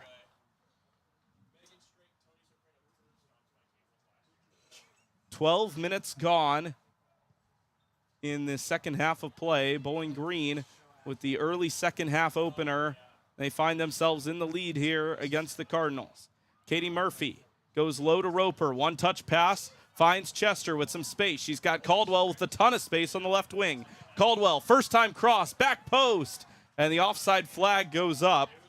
They call Caldwell offside. She didn't look offside there running down the left flank, but must have been a yard or two off. It was close. Caldwell, the first one to the ball on that side, and on the opposite side of the box, or sort of closer to the middle. No one's there for the Falcons. Everybody's behind Caldwell, and that's just a tough break for Ball State. Well, and you'd think with the Cardinals having so much space down the left wing, like Caldwell can afford to sit back a little bit there and make sure she's on an onside position because you know she's going to have a good angle regardless. They win it back off the free kick. It's Chester beating a defender once again, kicking it right side to Fenchel. Fenchel waiting for a runner. It's Jeffers. Jeffers trying to get there first. Taylor Green stepping in and making the tackle. Superb stuff from the sophomore, and an attacking throw for the Cardinals. Fenchel volleys it into the area looking for Caldwell, but it's gloved by Vukas as the ball trickled into the 6. She catches that like a tight end, number 85. No problem there, uncontested. The cross, trying to get it towards Caldwell, got it too close to the goalkeeper, Vukas, and she just makes the easy two-handed catch. Long ball from Gilmore, looking for Stransky. And now Gardner taking it off of Goodyear on the near side. But Goodyear able to win a Ball State throw, pushing it off of the sophomore from Ohio. The Cardinals will go right to left. Off the throw, headed up into the air. Off a couple of players. They'll say last touched by Bowling Green, I think. There was a little bit of a conference between the two referees. Now a substitution into the match. And Stransky will switch right to left as Unkefer will take a seat here early in the second half. We'll see who re-enters for the Falcons. Short throw. The ball will slowly roll out for a goal kick. That's just a missed opportunity by Bowling Green. Up 1-0, you have the opportunity to push your lead, and that pass just trickles behind everybody. Poor anticipation by the Falcons off ball, and now Ball State can escape, evade what could have been another chance for Bowling Green, and maybe set yourselves up here for a chance.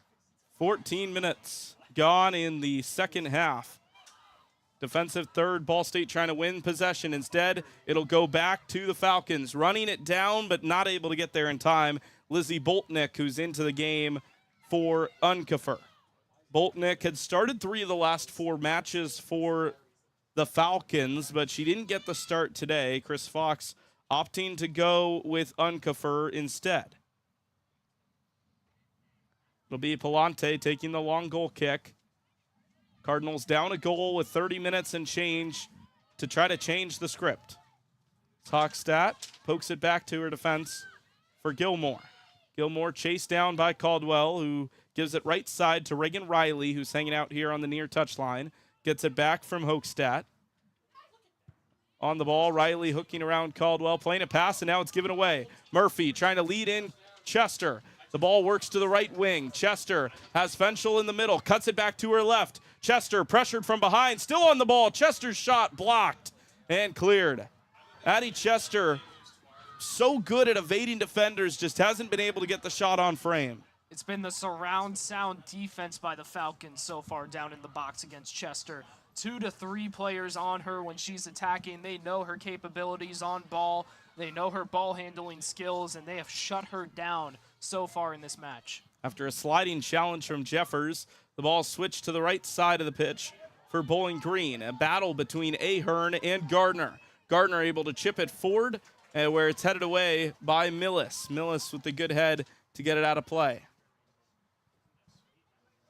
Gardner works it by Millis off the throw. Short pass.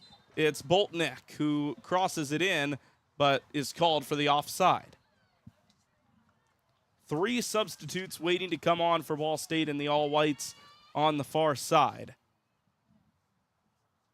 We're seeing earlier substitutions here in the second half. Perhaps an opportunity for players to get a rest before coming back in late for a final push. Off the free kick, Roper brings it down, gets it to Murphy. Murphy pushes it forward to Frazier. Millis now, back to Murphy. Murphy goes long, looking for the run of Caldwell. Finds her perfectly. Caldwell has a runner in Fenchel, and she has Chester on the far side. Chester, top of the 18. Addie Chester, 1 to beat. Cuts it onto her left, takes the shot, and it's blocked again. Addie Chester cannot find a way to the frame of the net. Here's Murphy. Frazier. Caitlin Frazier, low ball, give and go, back to Frazier from Fenchel to Chester. Far on the wing, outside of the 18-yard box on the far side. Trying to get around the defender, taken down, lots of contact and a foul. A very late whistle from our head referee, but the Cardinals will have a very dangerous free kick.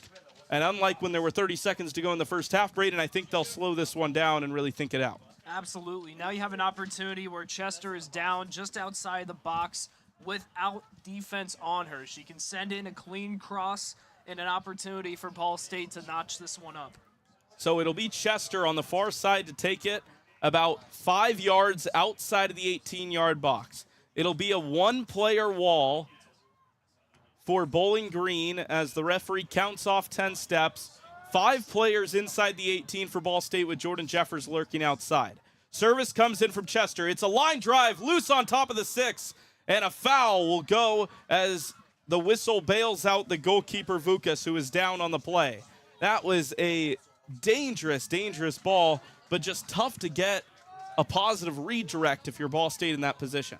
You know, I think that foul was called by a Ball State player against Vukas. I believe that she was taken to the ground off a not-so-clean tackle, and that's a dangerous spot. If that's not called, then you have Vukas on the ground and a golden chance for Ball State. Great job by the officials to see the tackle off ball and make the call. Well, and any time you have a goalkeeper on the ground in general, the whistle's always going to come out a little bit easier.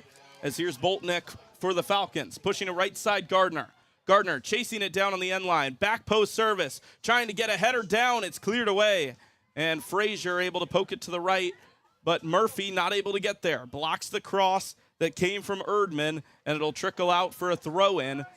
It just kind of seemed like a lack of concentration there between Frazier and Murphy, who weren't in cahoots for the pass. What's impressed me the most about Bowling Green in this match is how quickly they're getting it down to the 18, into their attacking third. It's within 30 seconds of the ball being in their defensive zone that they're already across the stripe getting something set up, and that's been the difference here because we expected more conservative play from Bowling Green, take it easy, control possession. No, they're attacking hard. The cross will go out for a goal kick off the throw, and Bowling Green tried to work it quickly. He didn't get the contact they were looking for. Couple of substitutions coming in for Ball State off of that last time out. We'll get them to you in just a moment as Palante gets ready to send the goal kick long. The Westfield native pushes it long, but Bowling Green get ahead on it. It's a run onto the ball. Gardner, but Goodyear gets there first, pokes it to her left and out for a throw-in. Good defending from the sophomore. Great defending, and she just barely curls the ball so that it's not a corner and it's going to be a throw-in instead. Goodyear with the awareness and the ability to keep it clean and make sure Bowling Green doesn't get a key chance.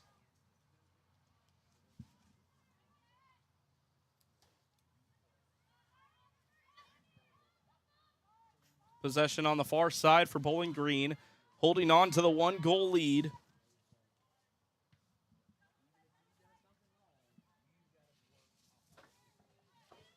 You have to think what Coach Reif's plan here is. With 24 minutes to go, you're down 1, a team that has been in the lead and in constant command of the lead in the last 2 matches. You got to push it somehow, and you have to facilitate without Chester at this point because she's being shut down, locked down by this Bowling Green suffocating defense. There has to be a way to get the ball into the 18, and right now Chester has not been the path there. Goodyear, low ball to Caldwell. Ball State with it on the near side at midfield. Millis going long for the run of Chester. It's going to bounce 3 or 4 times. Miscommunication, it's loose, and it'll be Vallow. Vallow taking it hard on the right side, but it was pushed wide, didn't hit it very hard, and it had plenty of time for Vukas to respond. And Vallow had Chester open in the 18, uncontested. And I believe she was going for the pass, and the ball just hit her foot awkwardly. That was a chance right there because Chester had no defenders on her, and if she got the ball cleanly, that's a shot straight on net.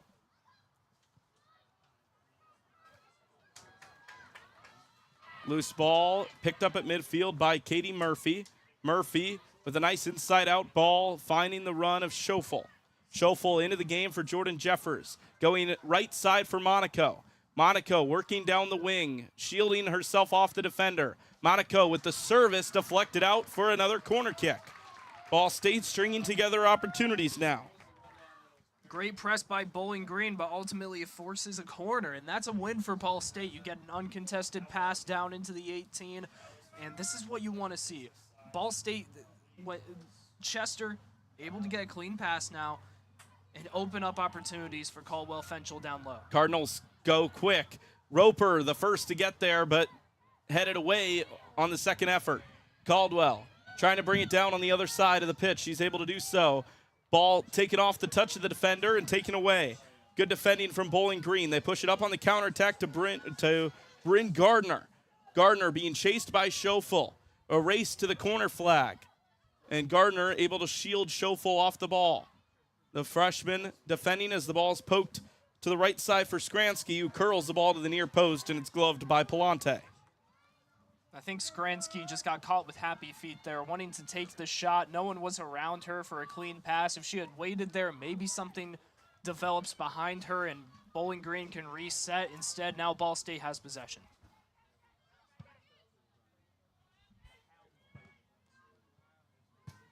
Millis unable to keep the ball in play. It'll be a Bowling Green throw. The Bowling Green Falcons have not conceded a goal since September the 1st against Loyola Chicago, a 1-0 loss. Since then, back-to-back clean sheets. It's been 18 days now since the Falcons have conceded, and the Cardinals have struggled to break that streak. It's been 3 shutouts in the last 5 for Bowling Green, and for Ball State, their last 5, they've given up a goal in every single match, and that's continuing here.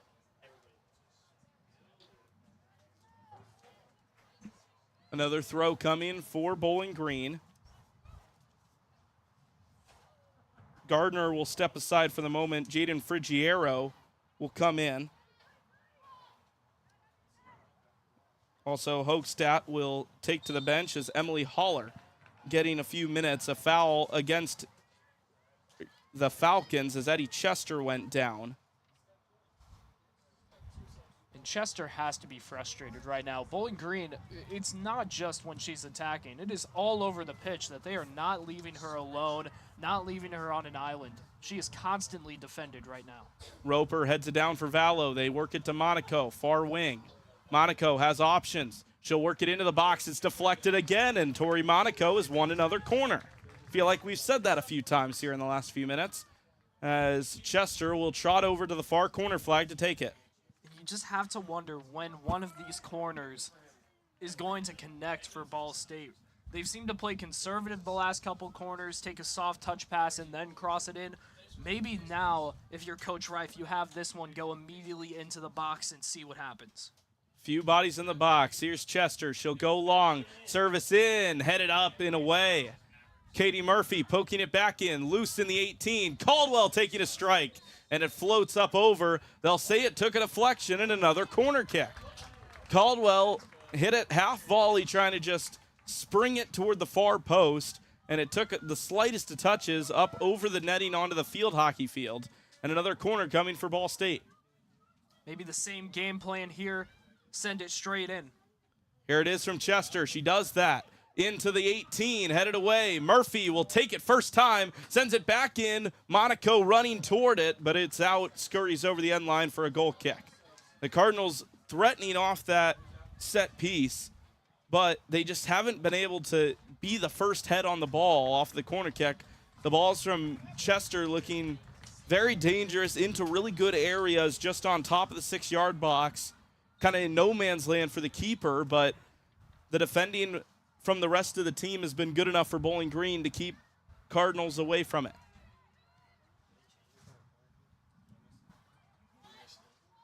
Bowling Green trying to work left to right. Monaco sliding challenge unsuccessful first. She gets it the second time around. Trying to work it to Moncrief, who's into the game. LG Moncrief takes a tumble. No call, we play on. Bowling Green to the center circle, going left to right. They go diagonal to the just in front of Bowling Green's bench, and now up the wing. Dispossessed once again. This time, a really good work on the defensive end from Goodyear. Or I think that's Katie Murphy. And that brings us to our hydration break. Everything happening at once, Brayden, but the 1-goal lead remains. Bowling Green up 1-0 with under 19 minutes to go in this game. This is a crucial break for Coach Reif. You get the opportunity to talk to your squad. If I were him, I'd tell him, look at the scoreboard. Not the 1-0, but what's underneath. The shots. Ball State 10, Bowling Green 5. You've had the opportunities. They just haven't come around. Eventually they will, and you still have 18 minutes to go to put up some chances. And the way that they've been pushing it so far, it's been Bowling Green these last 5 minutes, but you think about the second half overall, Ball State's been on the attack, and if they can get back on the attack here in the final stretch, something has to give in this Bowling Green defensive line. Yeah, it's been really interesting to see both teams generating chances. Just the finishing element just has not been there for either side. We're going to step aside for 60 seconds here, the home of Ball State Sports, SportsLink Digital Radio in partnership with ballstatesports.com. Presented by Victory Honda of Muncie. Ball State Soccer, a thrilling finish coming up right after this.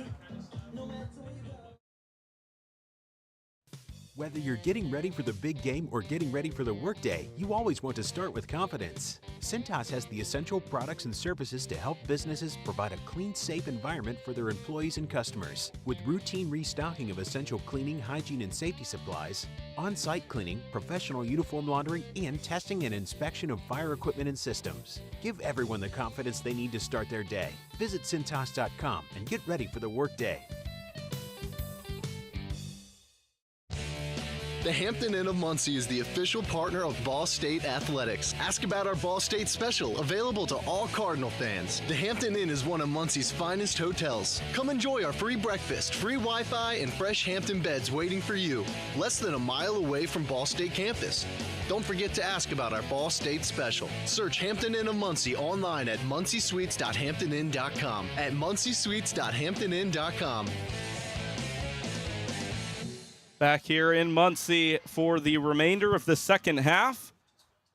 After our hydration break has concluded, Griffin, Leonard, Brayden, Carroll, the rest of the way here for you. A Bowling Green throw coming up, under 18 minutes to go in the second half. Scoring update for you. The goal has been given to Elena Unkefer, which we did originally call, but Unkefer getting the goal officially for Bowling Green. Either way, regardless of who it was, the Cardinals trail 1-0 and only have so much time to reverse that around. As Palante collects the ball off the cross, she'll roll it out. And the Cardinals will work right to left, wearing the white jerseys. Right now on the bench for the Cardinals, Delaney Caldwell, Avery Fenchel, and I believe Emily Roper, all on the bench currently for Ball State. We'll see when and if they come back in here for a final push. And those are crucial players for this Ball State squad, maybe saving them for the final 10 or 5 minutes here. Either way, maybe it's not a problem either for Ball State. Get some fresh legs out there and the opportunity to see if other contributors on this squad can get something going. Header up, floating toward the 18 and gloved by Palante. And just a reminder, if you're still itching for some Ball State sports, well, the night on SportsLink Digital is not over yet. Watch out for Ball State volleyball at Butler tonight. The SportsLink crew on the road. The Cardinals taking on the Butler Bulldogs. A little taste of Ball State volleyball before the home schedule gets going tomorrow night against Wright State.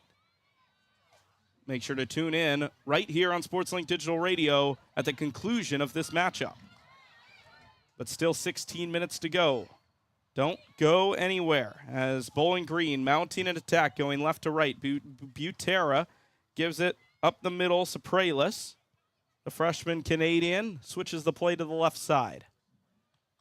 The ball rolling along the touchline. They'll say it just crossed, and Ball State will get the throw in after the poor pass. Coming up on the 75th minute mark in this MAC opener contest, both teams fighting for points in the standings. Cardinals with a giveaway, or a takeaway rather, at midfield. Running on to it, Elena Quinn, but she will not get there, and Vukas will retrieve. Bowling Green, 15 minutes to go.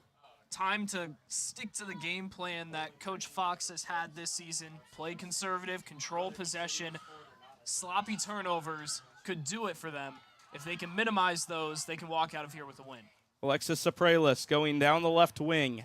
Has an option. Finds Boble. Boble working it onto her right foot. Switches it back to Sapralis, who whips it into the box. Curling far post, looking for an option in Boltnick, but Palante sees it early and gets there first. Couple of players getting ready to come in. Welcome sights for Ball State. It looks like Roper, Caldwell, and others getting ready to come back in. Addie Chester into the game right now for Ball State. She's back in. And a foul conceded by the Cardinals. It'll be a free kick for Bowling Green right about at midfield. And for Bowling Green on this free kick, you might as well not even try to send it very far. Just continue to play possessionally around the midfield stripe and just let the clock wind down. And I believe that's exactly what they're going to do. You can take 30 seconds off here if Ball State is going to keep doing what they're doing right now and just keep one player on the defensive side. Low ball pushed to Butera. And working toward the 18-yard box with the long ball, trying to get it. And they'll switch it back to the left. Emily Haller getting in the play a little bit on the far side. That pass is deflected. Having to recover and getting there for the Falcons. And now a giveaway. They work it quickly to Vallow. Vallow, quick touch pass to Chester. Chester bodying off a defender, chipping it forward for Quinn, but the pass needed to be a little shorter. It's easily to Vukas, who lets the Ball State attacker come all the way to her before picking it up. Inside 13 minutes to go. Time ticking for Ball State if they want to get a point out of this conference opening clash against the Falcons. Maya Millis using her body well to shield the opposing player off the ball. Ball volleyed long, but only as far as Butera.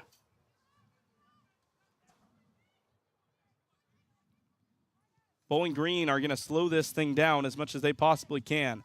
78th minute of play. Cardinals and Falcons 1-0. Going forth with it. Collected by Palante. The pass from Serwin was just a little too far out in front of Haller. And the Cardinals able to relieve the pressure. They've got to mount something of their own here. Outside of the corner kicks, Brayden, in the last 15, 20 minutes, Ball State haven't had much. Yeah, it seems like most of their opportunities have come off of Bowling Green defensive miscues. We have yet to see Ball State really develop a strong attack on their own volition. It's been Bowling Green so far in this second half, and it shows with the scoreboard. The freshman Texan, LG Moncrief, with a dangerous, aggressive tackle on the near side. She's called for the foul, and a free kick for Jaden Frigiero. Or rather, Frigerio. Near giveaway as Moncrief steps in, poking it in the direction of Vallow. Folks here at Briner wanted a foul. We'll play on. Going across midfield, Gilmore with a good run, pushing it to the left side. Frigiero to the wing. A chance for Bowling Green. They push it across the face of the net, and it was nearly there. A foul called just about on the goal line. Boltnick pushed over Maya Millis, who didn't put a touch on that ball. She tried to let it go through, just shielding Boltnick away from the ball. If Lizzie Boltnick could have just gotten a foot on it, it would have been a goal if not for the foul. That was a desperation foul, too, by Boltnick. She wasn't in front of the ball. She knew it was either be aggressive and go for it or let it slip by, and she'd rather take the foul than concede. There's a fine line between making sure you're playing aggressive and making sure you don't concede a second. I think the Cardinals need to be a little more aggressive here in the final 10 minutes. We'll see a mass of substitutions for Ball State as Fenchel, Caldwell, Roper, and I believe that's Caitlin Frazier all come back into the game. A quadruple substitution as the starters fly back in for the Cardinals with 10 minutes to go. Throw in to the end line for Bowling Green, just outside of the right half of the 18-yard box. Frigerio, a line drive ball, service in. Roper will collect it off the deflection. She'll go long, trying to find Vallow. Vallow, who stayed in, couldn't get there, and Butera able to collect for Bowling Green. And just because you've got to go fast doesn't mean you still don't need to build. You still need to find the right pass, not just volley it long. As Bowling Green worked the other way outside of the 18, pushing one goalwards wide heavily of the near post, and a goal kick for Ball State. Officially in the final 10 minutes of play here from the Briner Sports Complex in Muncie, Indiana. And a substitution coming in for Bowling Green. The clock will stop here as the leading team making a substitution under 15 minutes. And you'd have to think that here with about 10 minutes to go for Ball State, these goal kicks, once they come to Konopatsky, she's just going to send them as soon as she possibly can. Palante with the long ball deep, trying to get it to Schofel, who's able to head it down to Frazier. Frazier trying to play it up the wing, but the run was not there for Fenchel, and the Cardinals just moving too haphazardly here. And that's kind of been the story of the match so far. Maybe a lapse of judgment in this match for Ball State. You're coming off a match against IUND Queens where you're punching down. Now you're punching at an equal level with your opponent here in Bowling Green. And give all the credit to the world for the preparation of this squad. They were ready for this Ball State team. Chris Fox looking for an impressive first MAC win. And here is Stransky. Emma Stransky on her right foot, colliding with the defender, still on the ball. Poked to the top of the 18, still alive for Bowling Green, and they work it out of the area. It's Butera. Seen some pressure from Fenchel. Inside 9 minutes to go. It's the 82nd minute of play. Going up the wing. A poor touch, and Schofel able to take control. Ball State need to slow things down and put one or two passes together as it's poked out, and Ball State will get the throw off a deflected pass. If you're the Cardinals, now is about time that you just let all your aggression towards the attack. Keep it clean, no fouls, but push it as fast as you can. The ball once again out over the touchline for a Ball State throw just in front of Josh Reif and the rest of the Ball State coaching staff, who will undoubtedly be searching for answers here in the last few minutes. This time the throw will go to Bowling Green. There's just so much pressure from the Falcons. It feels like the Cardinals are one switch of the play away from having some space, but they just haven't been able to find that pass. Ball's booted up into the air. Not a good one from Ahern, and it's given away. Bryn Gardner falling to the floor, and a foul called on Delaney Ahern after the contact to the ankle. That's a tough foul. The clock continues to roll, and Bowling Green gets a clean opportunity to either send it behind and chew up more clock or go for another attack. Well, they will stop the clock here as Butera, with a little showmanship, bringing the ball up about 10 yards farther than it should have been. She'll now go back to where it was originally marked, and the referee will allow the time to restart here. The free kick, service in, high ball, Palante going vertical, crashing to the floor after heavy contact.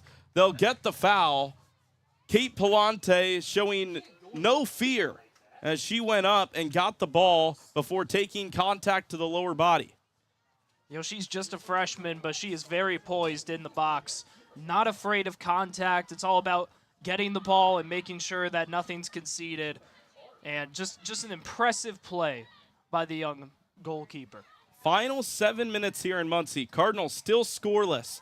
After 7 goals 2 matches ago, 6 goals 1 match ago, have not found the same success today. And another free kick will go against the Cardinals. A free kick for Gilmore. She'll line it up in the middle third. They'll play it short to Butera. Butera going to go diagonal down to the right wing. What a ball that is to Skansky. Stransky able to get there just on the end line. She'll go low. Palante collects down to her knees to make sure that one didn't squirt free. Final 6.5 to go in the second half. Palante getting ready to boot it long. The lone goal today, a header off a corner from Unkefer. And Bowling Green have the lead. Ball State unable to generate controlled possession off of the drop kick. Seems like, Brayden, it's been a few minutes since we've seen the Cardinals put together 2 or 3 consecutive passes. Which is really surprising, but Bowling Green, they recognize the situation they're in. They can't let Ball State push it, and they've just been able to completely shut down Ball State's opportunities of even getting it across the midfield stripe. The Falcons have hunkered down here to end the match, and it's impressive. It's really impressive from this young unit. And Coach Fox and this squad, if they can pull this one out, they have certainly earned his first MAC victory. Across midfield to Fenchel. The Cardinals triple teamed immediately, and Fenchel can't keep it under control. Lots of pressure from Roper. She won the ball, but a foul comes out, stopping the Cardinals' counterattack. 5.5 to go, 1-0. Bowling Green currently leading.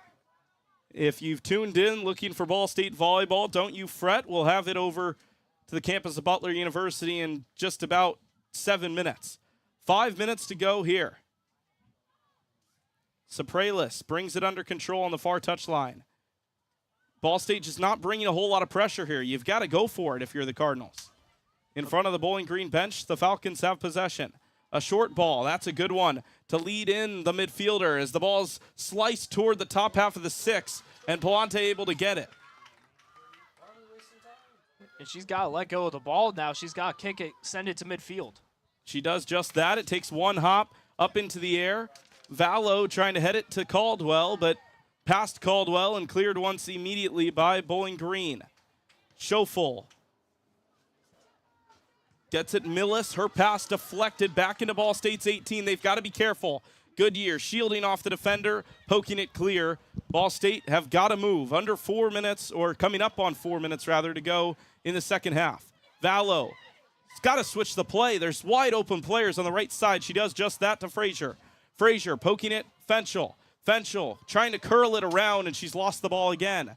Katie Murphy able to get there. Lots of bodies collide. The ball's chipped to the top of the 18. Caldwell trying to apply the pressure. Delaney Caldwell with the takeaway on the top of the 18. Chips it for the shot. Off the outside of the boot from Kaylin Vallow, and she couldn't get it on frame. Just an awkward touch by Faldo. Hit the front of the foot. And that's like a punt. You hit the front of the foot, and it's just going to go straight up and nowhere, and that's exactly what happened. A missed opportunity off of a miscue by Bowling Green, which we were kind of anticipating happening eventually, them in their defensive third making a miscue. Ball State took advantage but couldn't clean up at the end. The Cardinals' 13th shot, but unable to get it on frame, and now they lose the ball in midfield. Bryn Gardner going the other way. She has the pass leading on Butera. Butera inside the 18. Palante comes out. The finish is there. Bowling Green iced this thing with 3 minutes to go. The finish is there for Bowling Green, and the Falcons extend their lead. And that will be a frustrating one for the Ball State Cardinals. Quality finish to put this thing to bed. So impressive from this Bowling Green squad. Everybody deserves a shout out from this Falcon team. And right there, that was just the finishing touches to what's been a strong performance. Everybody catches up behind Ball State while the defense is trickling back. And nothing that the Cardinals could do but watch that one sail. The Cardinals with 3 minutes to try to find any sort of response. They've brought Addie Chester and LG Moncrief back into the game. They were in for about 15 seconds prior to that goal. Throw in coming on the near side for Bowling Green as it was out off a Cardinal in the 88th minute of play here in Muncie. And for Bowling Green, this one's essentially over. Just a great win by this squad, and now you just hold the clock, play conservative, and make sure that Ball State doesn't get any shots on goal before this one's over. Millis heads it up to Frazier. Caldwell trying to go between the legs to Chester, and it was taken away. Millis able to clear it off the defender and wins the throw-in. Skransky thought it went off of Millis, and now the clock will stop after the ball was thrown out of play. Long throw, trying to get it to Fenchel.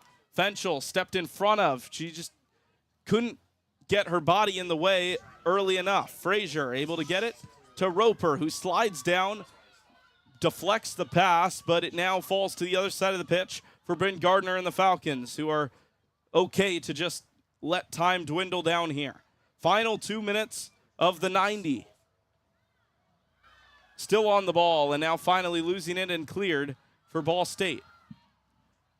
Delaney Caldwell far out of the play right now with a little bit of a limp. You've got to hope she's okay here. Yeah, I think she was slow to get up. It looked like, from what I saw, she took a shot to the stomach or the chest. Maybe the wind knocked out of her for a little bit.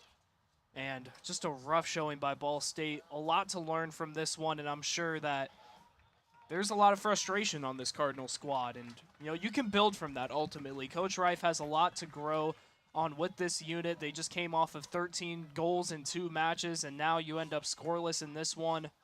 And there's a lot of growth and development that can come from that. It's the first match of the MAC campaign. Certainly not the end of the season, not even close. There's a lot to learn from. There's a full schedule ahead of you, and now you just hit the practice room and get ready. Final minute of play here. Tori Monaco is into the game for Delaney Caldwell. And a throw-in coming for Bowling Green in the final 40 seconds. You have to think what kind of confidence can come out of this match for Bowling Green. 3-2-1 heading into this one. A new head coach at the helm in Chris Fox, and you go into Muncie, into the Briner Sports Complex, and knock off a team that has been on an absolute tear in the out-of-conference stretch. This is certainly a surprise all around the MAC to see Bowling Green at the top of this affair. Final 10 seconds of play here in Muncie. The ball is booted long onto the Ball State side of the field, and that will bring about the final whistle. Bowling Green come into Muncie to begin MAC play and mark themselves with an exclamation of 3 points to start their MAC campaign. Chris Fox in his first year under the helm with a quality win over a good Ball State team to win 2-0 and advance them toward the top of the Mid-American Conference standings as MAC play gets going. That'll be all for our coverage here today. Please enjoy Ball State volleyball over at Butler. Take it away, Evan Stowell and Isaiah Rosner. That'll do it for us.